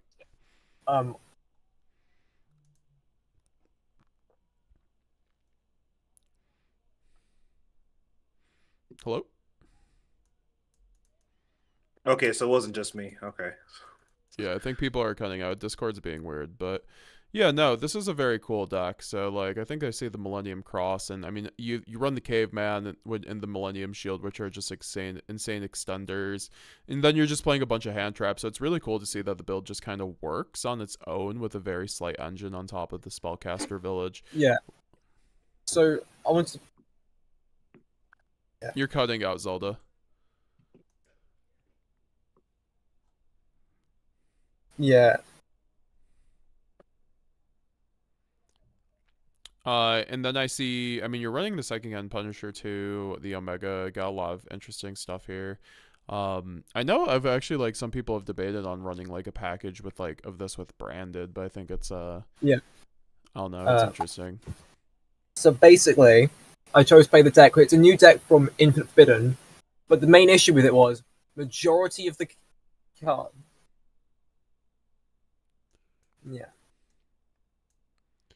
The majority of the cards, what? it's not worth it. It is honestly not worth it. Yeah, I mean, you went 1 and 2, so it is like it was cool to see you cook though. You reversed 2-0'd Romian, so that was cool to see. Yeah.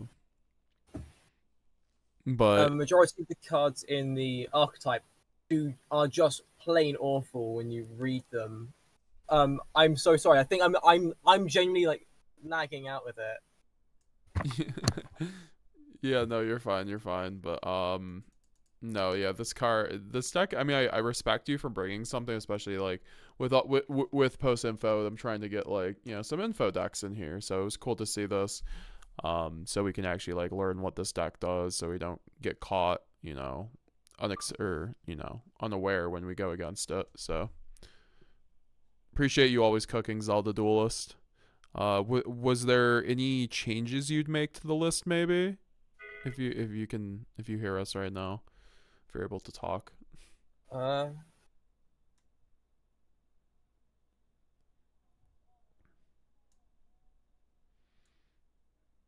Romian, time to watch myself get clapped in third person. What did you say, Zelda?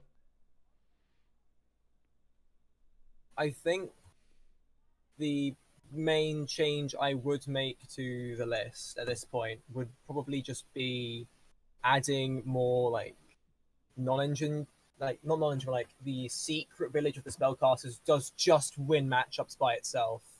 It plus the secret village of the spellcasters was probably the best card I have in the deck.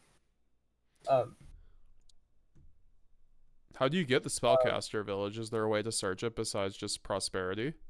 You have obviously set rotation, and because you can play so much non-engine, I'm thinking Ash might not be worth it.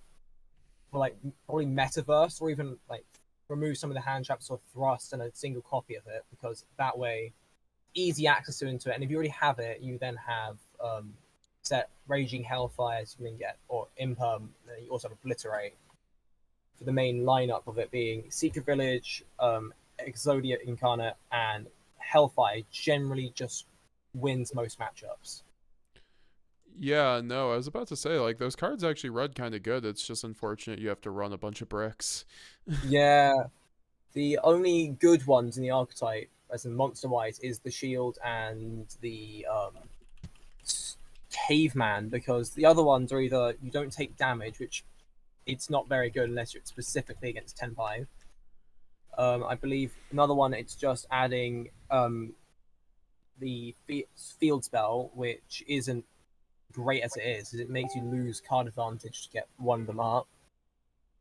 And the other ones, the illusions, just they're not worth playing. So you have like six good monsters and then 3 of each, and then you got the spells, which are mostly alright. Exodo Blaze is more there because it's funny more than anything. And I did actually get the OTK off with it, where I got basically 10,000 attack points just to whack him in the face with. That's the thing, bro. You had him at AK that last game. It was kind of crazy how big he can get. I don't know. It's really cool. Like, I don't know. I think that there's implications. I don't think it's bad. Like, it's definitely not bad card. It's not bad, and especially when the new Blue Eyes card for it comes out, which basically helps with the consistency alongside it. Just being a disruption by itself, it's going to make the deck a lot better. But for the current format, it's decent. Not amazing, but it is decent. Definitely a fun little rogue option that people can consider going into info. I do appreciate you coming through for the first MetaGamesGX monthly tournament Zelda Duelist. Hope to see you again here. Always cooking, and we always appreciate your work in the branded Discord. So I shall try. It is 2 a.m. for me, but I shall try. We'll try to get them earlier in the future because we had so many European players. I've just got to do it earlier for y'all. So thank you very much. Yeah, of course. So thanks for dropping by. And oh wait, you also have this card, Summon Breaker. That's crazy. During main phase 1, if the opponent turn player successfully conducts their third summon of a monster this turn, it becomes the end phase. What was that for? Snake Eye, honestly, because they go normal combo, sorry, Snake Eye Ash, search Poplar, then you summon Poplar. With summon break it on the board via, say, Metaverse or set rotation, they have, one more summon, and then it's the end phase. They can't do anything from that point. And it works really nicely with this deck because we summon, maximum 3 times like it needs, or just twice. We usually just Shield plus Millennium Cross, or worst Caveman Shield Millennium Cross. So yeah, we go to end phase, but that's fine because we can play in the end phase by setting the Exodia traps directly, so get further interruption that way. Very nice. Very nice. It's basically this. I predict to be like very popular in the sense of Mystic Mine mods if Snake Eye becomes even more powerful with more discoveries, because it will shut down Snake Eye. Yeah, no, that's like a really cool option, tech choice. I mean, I see the 3 metaverse, obviously, like you mentioned, so something really cool tech option to know that we have. Yeah, that's basically it. More just side of random stuff that helps out. For example, crossouts going first to stop hand traps and decks like Tenpai, which is a minor issue, big issue. Alongside there can be only one because we have so many different types. We have spellcasters, warriors, beast warriors. It doesn't really affect the deck. People love it, dude. People were going crazy, honestly, when we were going over the replay. So, that makes me very happy. You definitely cooked. Thank you. How's it going, Elick, in the chat? I think I missed your chat from before. Hope you're doing well. Just going over this last replay. I think I covered most of the other replays. I just didn't. There's like a couple I wasn't able to cover. We aren't going to cut the top 2 though, because we were, but then 2 people dropped, so there's not really a point to. But no, I think that ran actually pretty well, and I really do want to thank everybody for participating in the tournament, and congratulations to Prophecy Wiz for winning the tournament. Thank you, so I don't have to pay $20 shipping to Raul. I appreciate it. So, you know, see you guys. We'll definitely try to do another one of these next week, honestly. Just try to keep getting them bigger so the prize support can get better, and you know, just like get more testing in for info. Maybe make it like a once a month thing, but like if we can get them to launch every week, we'll do them. I feel like I just have to do them earlier in the day for all of our European friends out there. So with that being said, I think I'm going to take a small break and decide what to do from there. So I'm going to throw up the BRB screen, and if you guys have any questions for me, we will be back in a few minutes.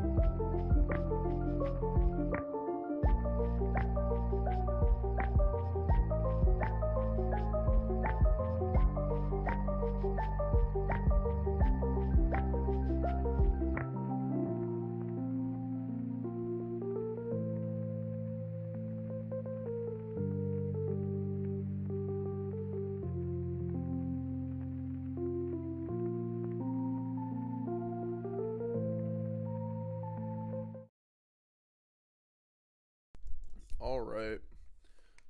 We got a treat for everybody. Probably not going to stream much after this, but I'm going to stream a DB game here.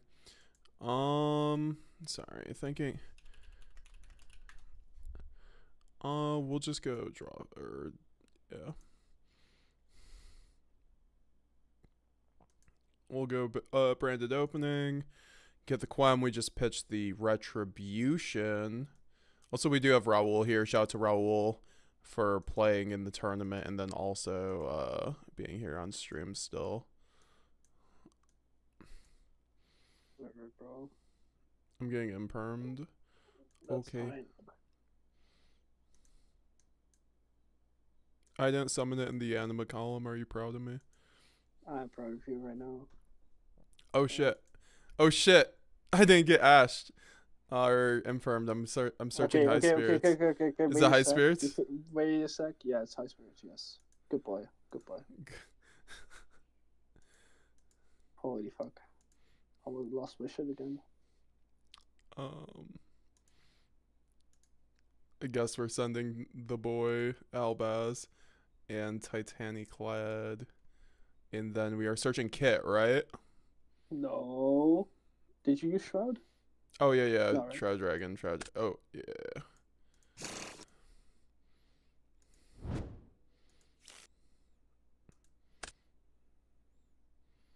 Does he have Droll? But then he would have used it on High Spirits, no? True.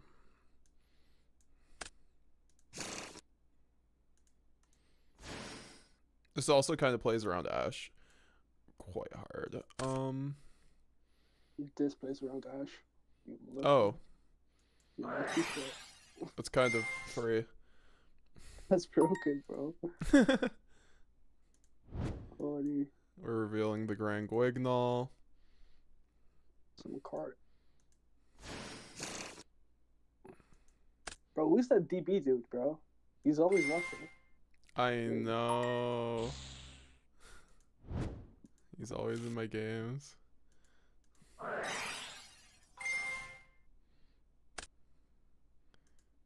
Okay. Bro, you must feel so sick right now, bro. I know, I'm too good at the game, honestly. Wow, I even get to go Cartesia here? That's crazy. Or do we get the double imperm special from fucking Tenpai? Nah, bro, you only get the anti-spell game 2, bro. That's Oh. anything you get. I should have just It's kept still- going. I just figured he might imperm that, Yeah. frankly.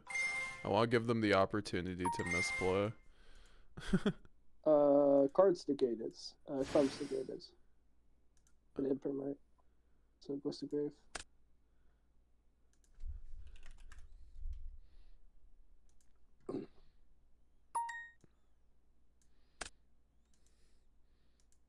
Okay. End phase. Yep. Now we Bistio Magnamucho, bro. Ooh. Close. I don't even know what I'm supposed to get from this, honestly. All bass, always. Okay. Add cart. Now add You know what cart? You know what to do, bro. You know what to do, bro. Am I actually doing that? Okay. Yeah, actually adding card, yeah. I wasn't trolling. Yeah, actually adding card, yeah. Wait, why am I adding cart here? I use Quem effect. Bro, Yeah, hold up. what did you... What? Because I don't have another target in graveyard. I need to summon it out Bro, next turn. no, bro. Listen, bro. Listen to me.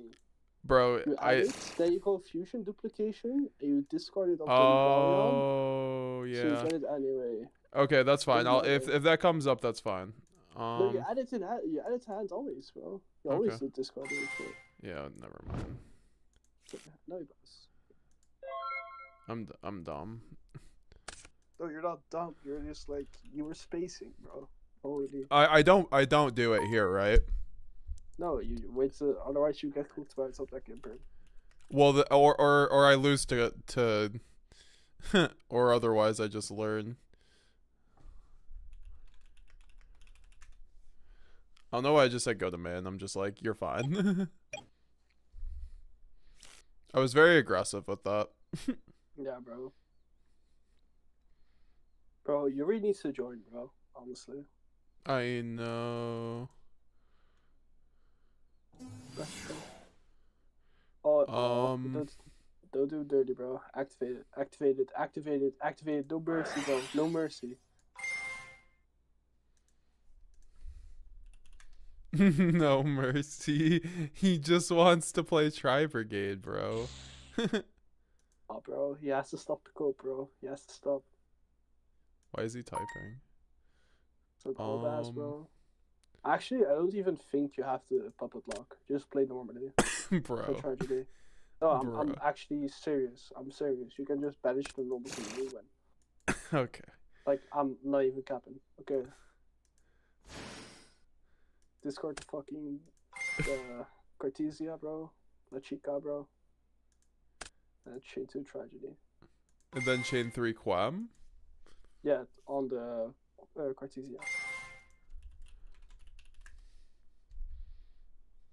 Bro, if he dropped it, bro, I'm sorry. Yeah, I mean, it was gonna happen either way, I guess, if that happens, you know? Oh yeah, that's valid. That's valid. Actually, this is way better into droplet now. That Yeah, like, this at least gives me more, I think. Oh, actually, way more because you could just go Brandon Red and like fuse off of both Guardian Quam and the Valiant into Guardian Chimera, and then get both effects still. Okay, If it's only monster still with I droplet. presume it's okay since he's not doing it. So, Tragedy now. Add Anuba. And then Lou Bales. Yep. Make a Jeet. And then also you just banish his kit. Because they do not spring his kits, just normal kit, banish it. Because it's Don't not. want to see. Don't want to see that shit. Okay. It's fine. Okay, now he scoops. Or he outplayed you and just had. Yeah. That's what I read, bro. That's what I read. You don't need to pop it like this. Actually, way better. I understand. Like, decks like that, like Link decks, right? I feel like mainly. Yeah. Ash is good against Tri Brigade, right? What do you Ash against Tri Brigade? Oh, it's probably Fire King, so. Yeah. Yeah, probably something like that. But, like, Ash is still good against that. Don't need Dark Rooter. Because you, like, poop on that board with just Engine. So, like, you're chilling. Do I even need Droplet in that case? Yeah, just to dodge effect negation, like Imperm or Loner. Okay, cut out the allures, yeah. Good cut Woman Mercurier. No high spirits. You never cut the high spirits, bro. Okay, actually, you play 2? Okay, you can cut 1 if you want. Okay, this one.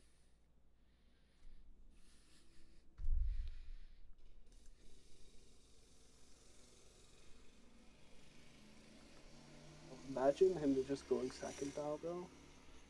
It's like outplaying you, bro. I know, that'd be crazy, wouldn't it? Shout Raul, he's a great coach for Branded, 100%. Where can people check out hit you up for coaching, Raul? Bro, it's mostly Twitter. Yeah, just do it on Twitter, like if you want coaching. People are interested in that.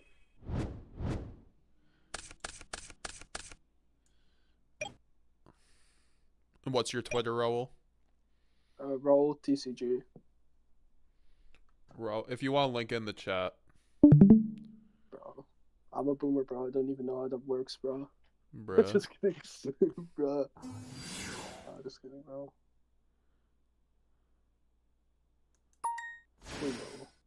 Oh god, no. Bro, you're killing. What do you mean? God, no, bro. You're playing best deck. Like what? Chill. That my link. I'm Bro, just gonna give him the game thumbs 1. up, bro. I just got one.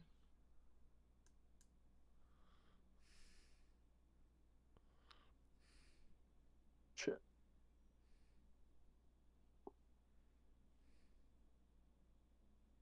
Ba, ba, ba, ba, ba, ba. Bro, type is voiceless voice. Thank you.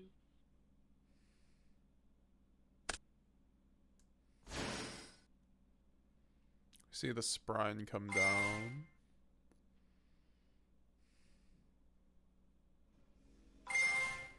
Then see the kit. I just feel like, I mean, Evenly is gonna get negated by red, but he's probably not even gonna end on a red, dude.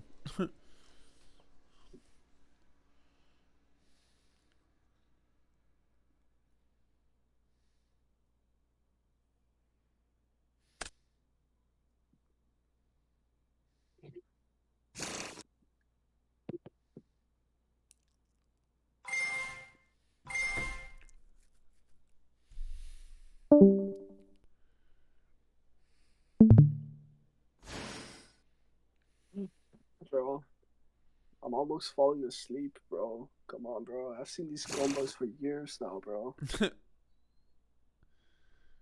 Since you were a wee lad.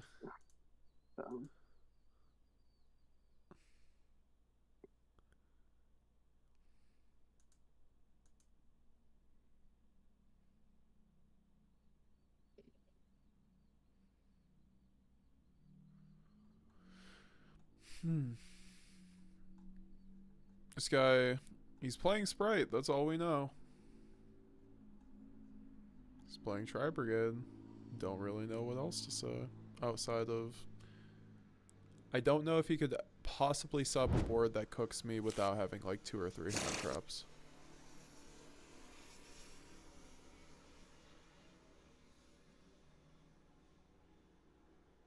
And to be fair, 1 hand trap might do if you do like the correct board, but you're playing the Sprite or the Tri Brigade stuff, so it's not gonna be the correct board.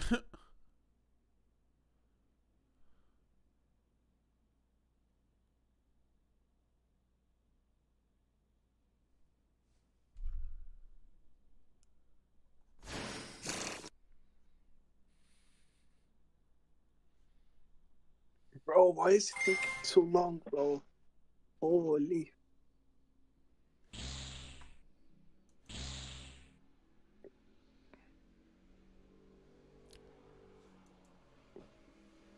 I mean, it might be his first time on the deck. I don't know. En's really playing Tri Brigade in Snake Eye format. I know, right? I mean, fair enough. Cool You can deck. play what deck what you want. Yeah, like, if you want to play something that's not meta, I respect it, but I don't know. It's just also like, you know how DB is. It's a cool deck, though. Really cool.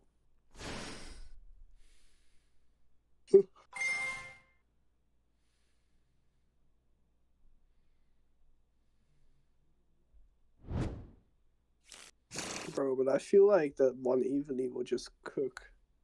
Like, It's gonna go too so hard. hard depending, dude. I think it will go too hard. Because, like, he passes on, like, actually revolt. That's only 1 banish, bro. Like, actually. Get anti spell. Okay. Oh, oh. I thought he was actually gonna be flipping that, the anti spell. But now He's gonna go out to red carrot. here. He's going carrot, I think, to play around evenly and something else. Yeah, that's what I mean. I call it Sprite red. They're both red, I guess. So, get what you mean.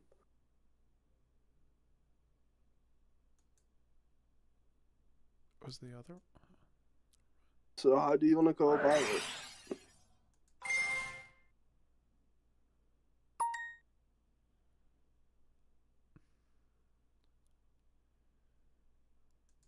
I don't know. I feel like I could have just like baited, but I think I'm gonna do more. Like, I think I can actually kill shot him. Yeah, you can. Like 100%. I agree. Let's discard it evenly, bro. Yeah, I was about to say.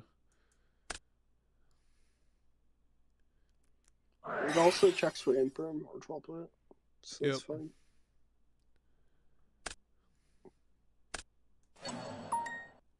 That turns on my thrust. Oh wait, never mind. That doesn't trigger. Okay, normal Luber.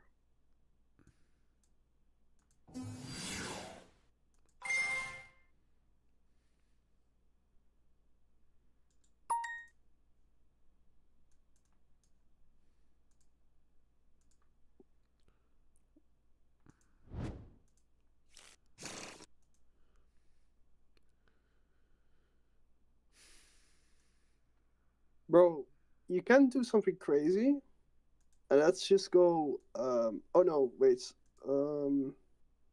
I forgot. Gigantic Stride's 3200 right now. My bad. Yeah, so like, should I just go like opening here, or should I go kit? Or no, I can't go kit. I should go opening, right? Into Quam, or no? I should go branded fusion. then he carrots, and then you go trust into what? Does it negate effect or activation? Yeah, negate effect. So you cannot activate another copy of it. I'm not sure, but I need to like bait it somehow. Bro. Yeah, he's not negating that, but We'll see. I found it. If he does negate that, he's wild. Or that means that he has Ash in hand, I guess.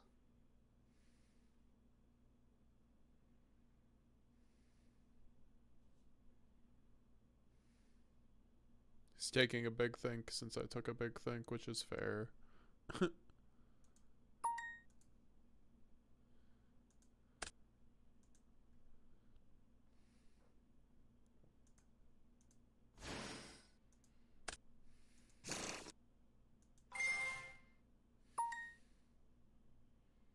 No monster effect negates, or just he wasn't interested in that. No, he does not have monster effect negates. So what helps me here to not die? Honestly, if I were you, I would set Shrouded. Retribution.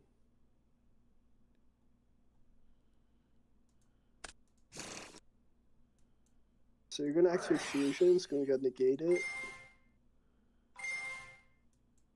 That's fine. And then you go Trust into Gold Sword.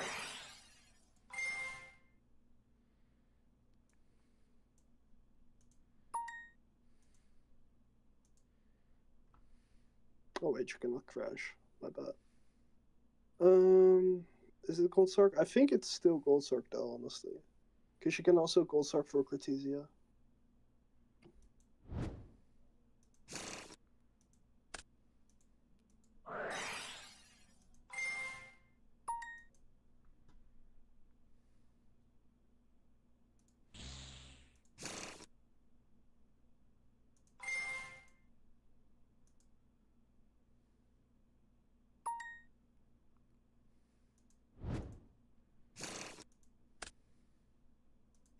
And now he's gonna...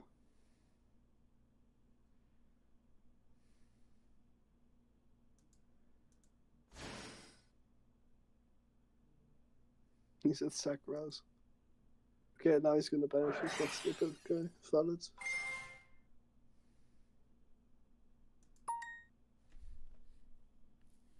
Bro, what's in your graveyard? Retribution opening. Branded Okay. Fusion. So you can summon Kit of Quam, so that's nice. But I then can you have summon to Kit chain. right now. Yeah. If he goes chain... Nah, wait a sec, bro. Okay, chaining one Sharake, and he does his chainings, then you do Quam later. I should do Quam right here, right? Yeah, as a chain to, like, everything he has. You know, on Kit, and then you chain Retribution.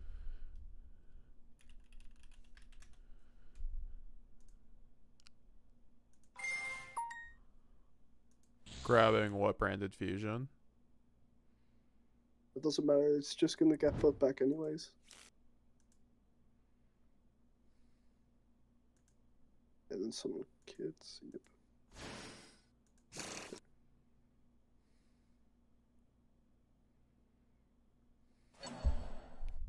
Banish all this, that's fine.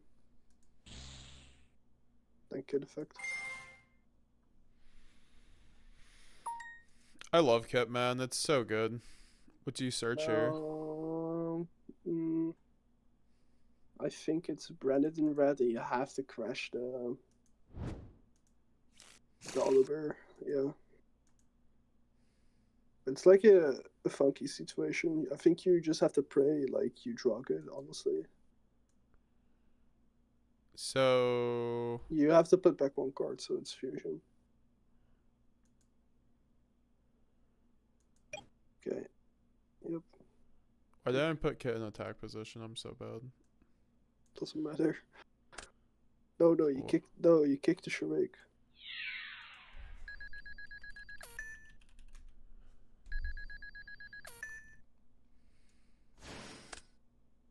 $1,200. Now you activate Brandon Red. Let's just hope the draws are good. Because you have to pray in this spot. Yeah, I think you just banish card actually.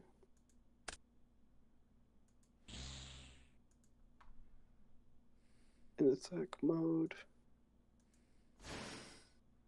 Okay, card and Oliver get banished.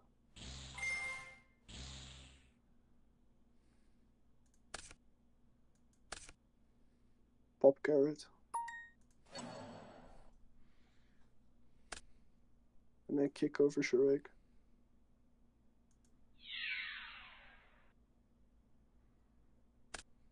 Because he has no banished monster, so he won't get the Search of Shrek. Okay, then you said... I think you said Tropla here. Just from graveyard? No. I think you pass like this, it's fine.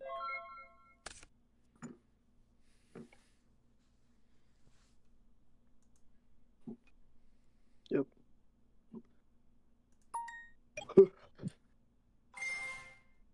Is this still game 1? What does this do, think? The specials from hand. Should I negate? No, otherwise it's just normal, so no.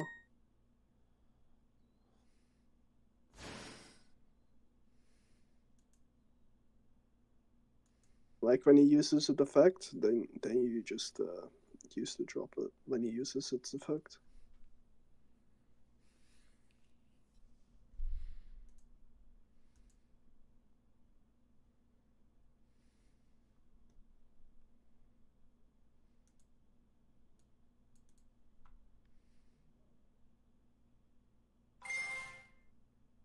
Okay, he sent Quem.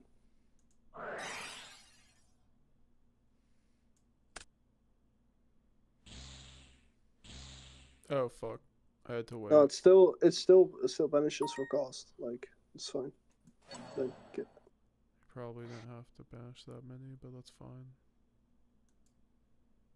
bro, it's like ammo, bro. Like, don't care.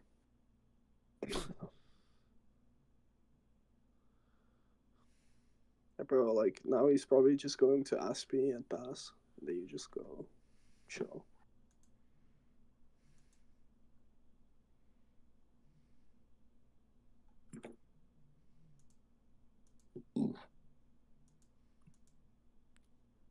This is...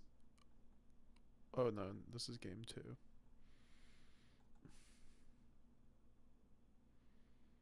This guy's just, yeah, like you said.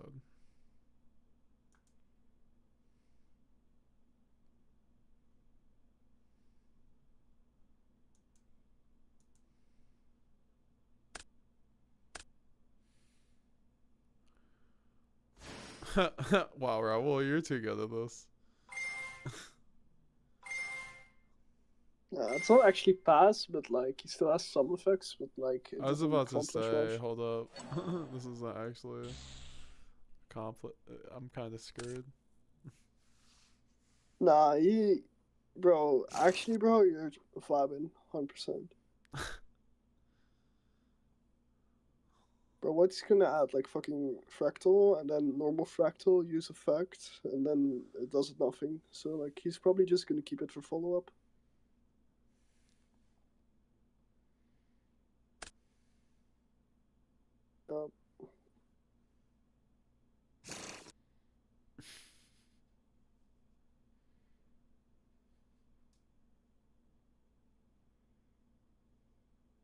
No Nerval. My man is inting.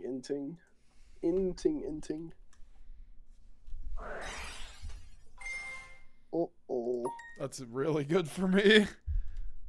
Yeah, he cannot attack directly, so he's chilling. You're chilling.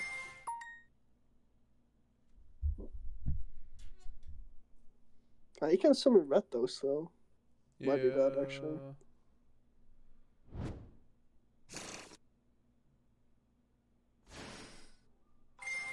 Bro, no way he plays double cross, right? There's like 100%. This is fine. I was about to say. Okay, Smasher doesn't target though, so we cannot just cheese him with a Sanctifier, sadly.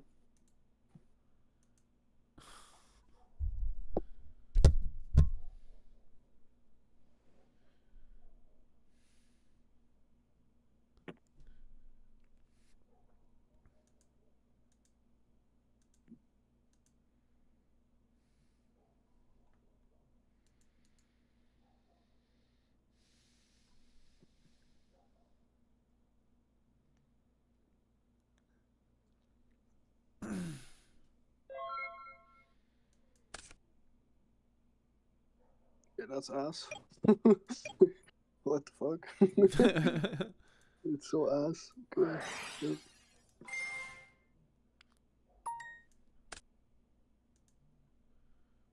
Special summon a looper. No, actually, you could have added to hands, bro. You're anything. Add to hands. Add to hands. Add to hands. Add to hands. Say to him, sorry. Add misclick. Add to hands. Add to hands. Add to I'm hands, not. add to hands. What the?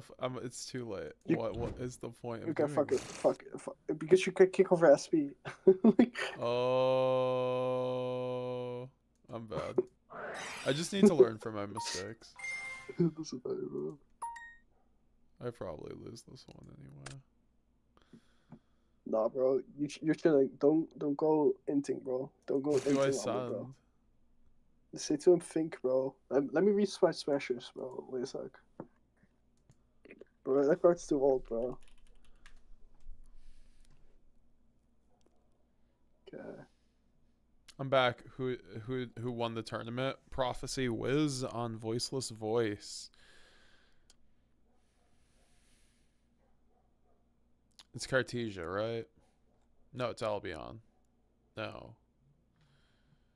Bro, honest to God, bro, I think we're fucked because of Smasher. But, like, fuck it.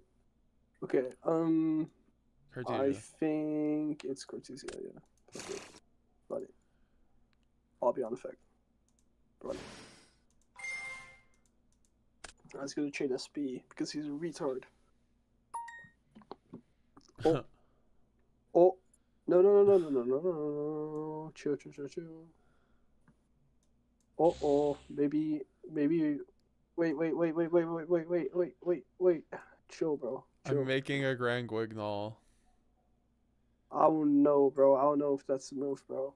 Maybe Jade was the move, though. Maybe you were right. Yeah. Maybe making Jade's the move. I don't know. I don't think there's a Jade. right. Make Jade, bro. Okay. Sit to him battle.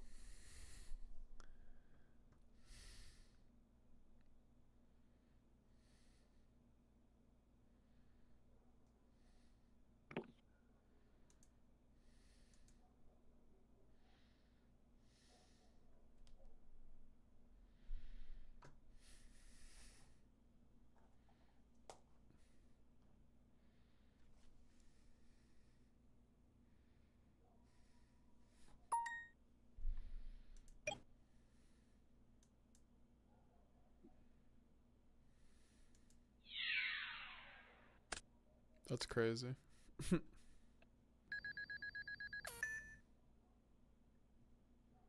He doesn't want to trigger the Jade.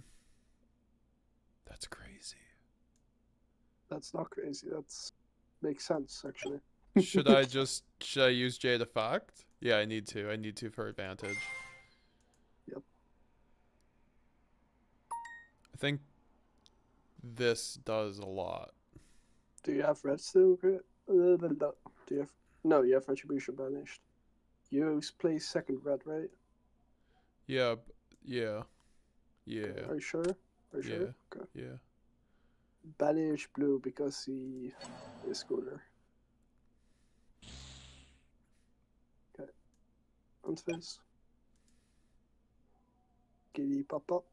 Actually, maybe you just add follow up, honestly. Maybe you just add a fusion because he's never OTKing you. I don't have Guardian Chimera. The only thing I'm making here is Stapelia. I think Stapelia cooks here, though. I don't have the second red. I've used it already. Okay, apparently. add fusion. Add fusion. It doesn't matter. I think it's way better to add fusion, by the way. Okay, add Cortesia. He's never killing you, bro. He's bad. Bro, like, what does he need to top deck, bro? Like, actually. My guy's just gonna put, like, a Sprite Jet into defense and pass. That's what he's gonna Dude, do. if he does that, I'm actually like... Bro, How do you do, Meta? reconsidering What's up, something. Slender? What's up, Bro, my boy? or he's scooping. Like, one of the two. He's putting Jets into defense, or he's scooping right away. He could also draw a level 2. No, he can't, bro. He's not him. Babble. See, okay, that was the third option, actually. But that's basically just like passing. The same, yeah. Okay. That's fine.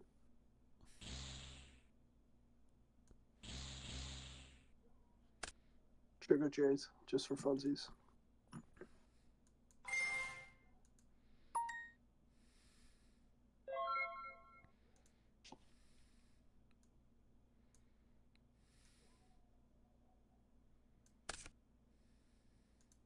Okay, OTK this puta.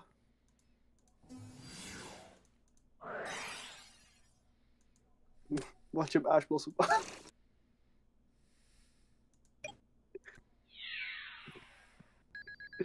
Oh, I'm having too much fun with this. What is this game? Normal nipple believer. Normal. Okay, fuck. Kick him, bro. Kick him.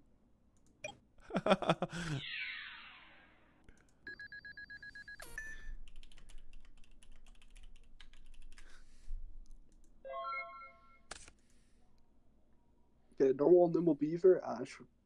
That's what's gonna happen. Oh shit. Call by imperm, okay, found it. That was crazy.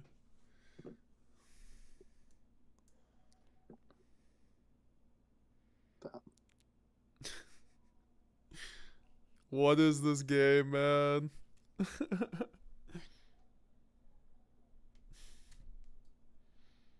Oh, hardy.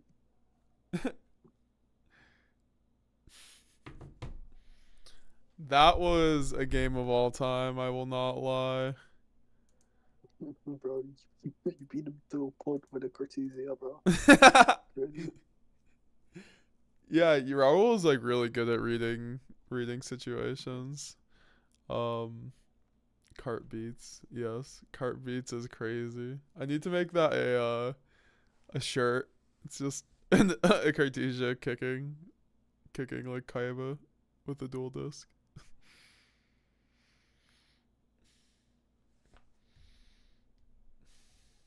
Bro, so you like the 50 card build? It's I mean, I just went back to it. Like I just like reverse engineered my way back to the 50 card build. Bro, you're a trader, bro. You're a I trader. know. I mean, well, this is the 43. This one's not bad. I actually like this build. I just like I like going plus. I feel like sometimes I can't play through like 4 hand traps with this build, whereas with this build I can play through like 4 hand traps sometimes. And then with your build it's like you play through 1 billion hand traps, but then I never see my side deck. Yeah, but then you lose to anti-spell. But yeah, happens. It happens. To be fair though, were you ever winning against anti-spell? Yeah, bro. I've won many games through anti-spell, but I had EMG. This time I didn't.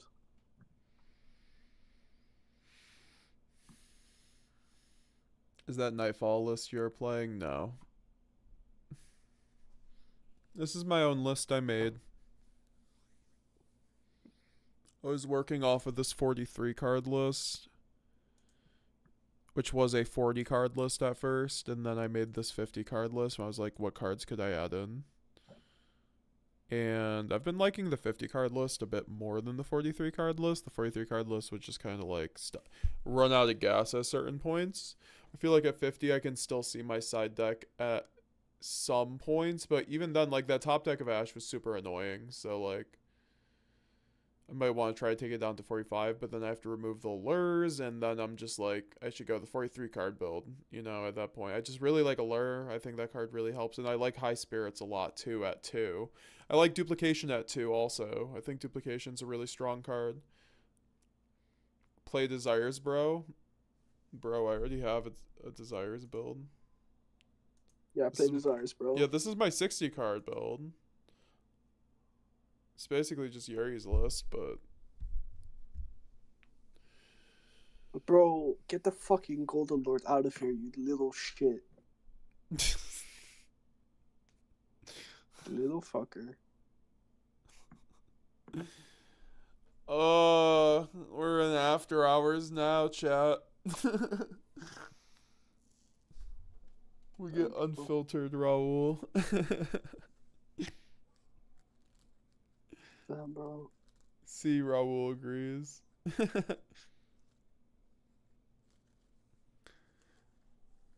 Why is Golden Lord bad, Raul? Bro, honestly, bro, I just have like trauma of Mystic Mine without Lich, bro. And like RG. There can only be one.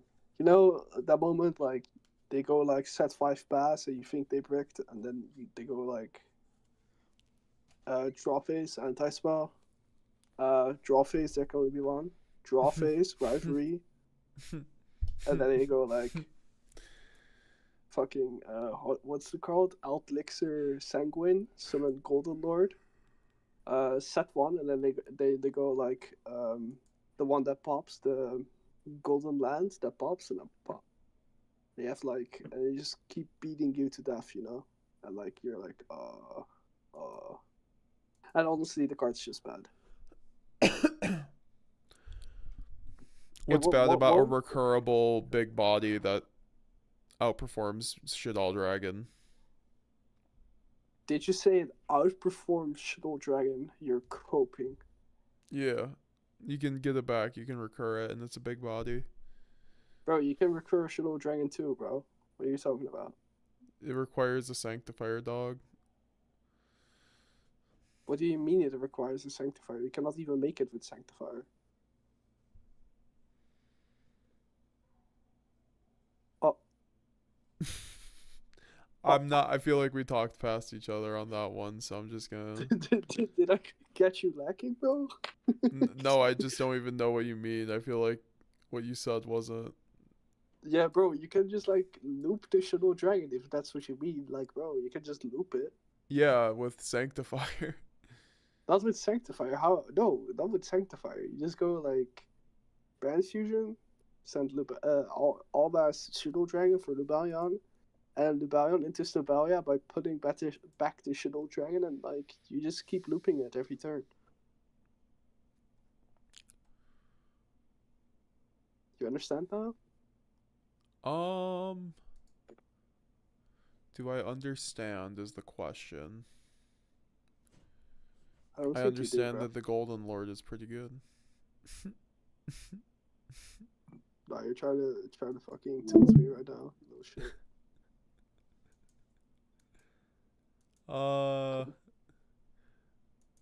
Yeah. Fun times with the chat, guys. Oh, I hate it, bro. I hate Golden Lords, bro.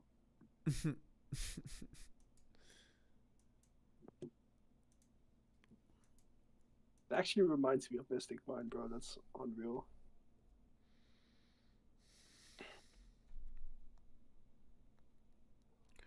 I'm gonna stop streaming here though, guys, so thank you for watching the stream up until this point. It's been a wonderful stream. Thank you, Raul, for coming through, playing in the tournament. Thank you everybody else who came through. Nana, Mr. Master of Logic here, aka Krabs in the chat, and everyone else who played. And shout out to Yuri for the channel membership donations before. That was very nice of you, brother.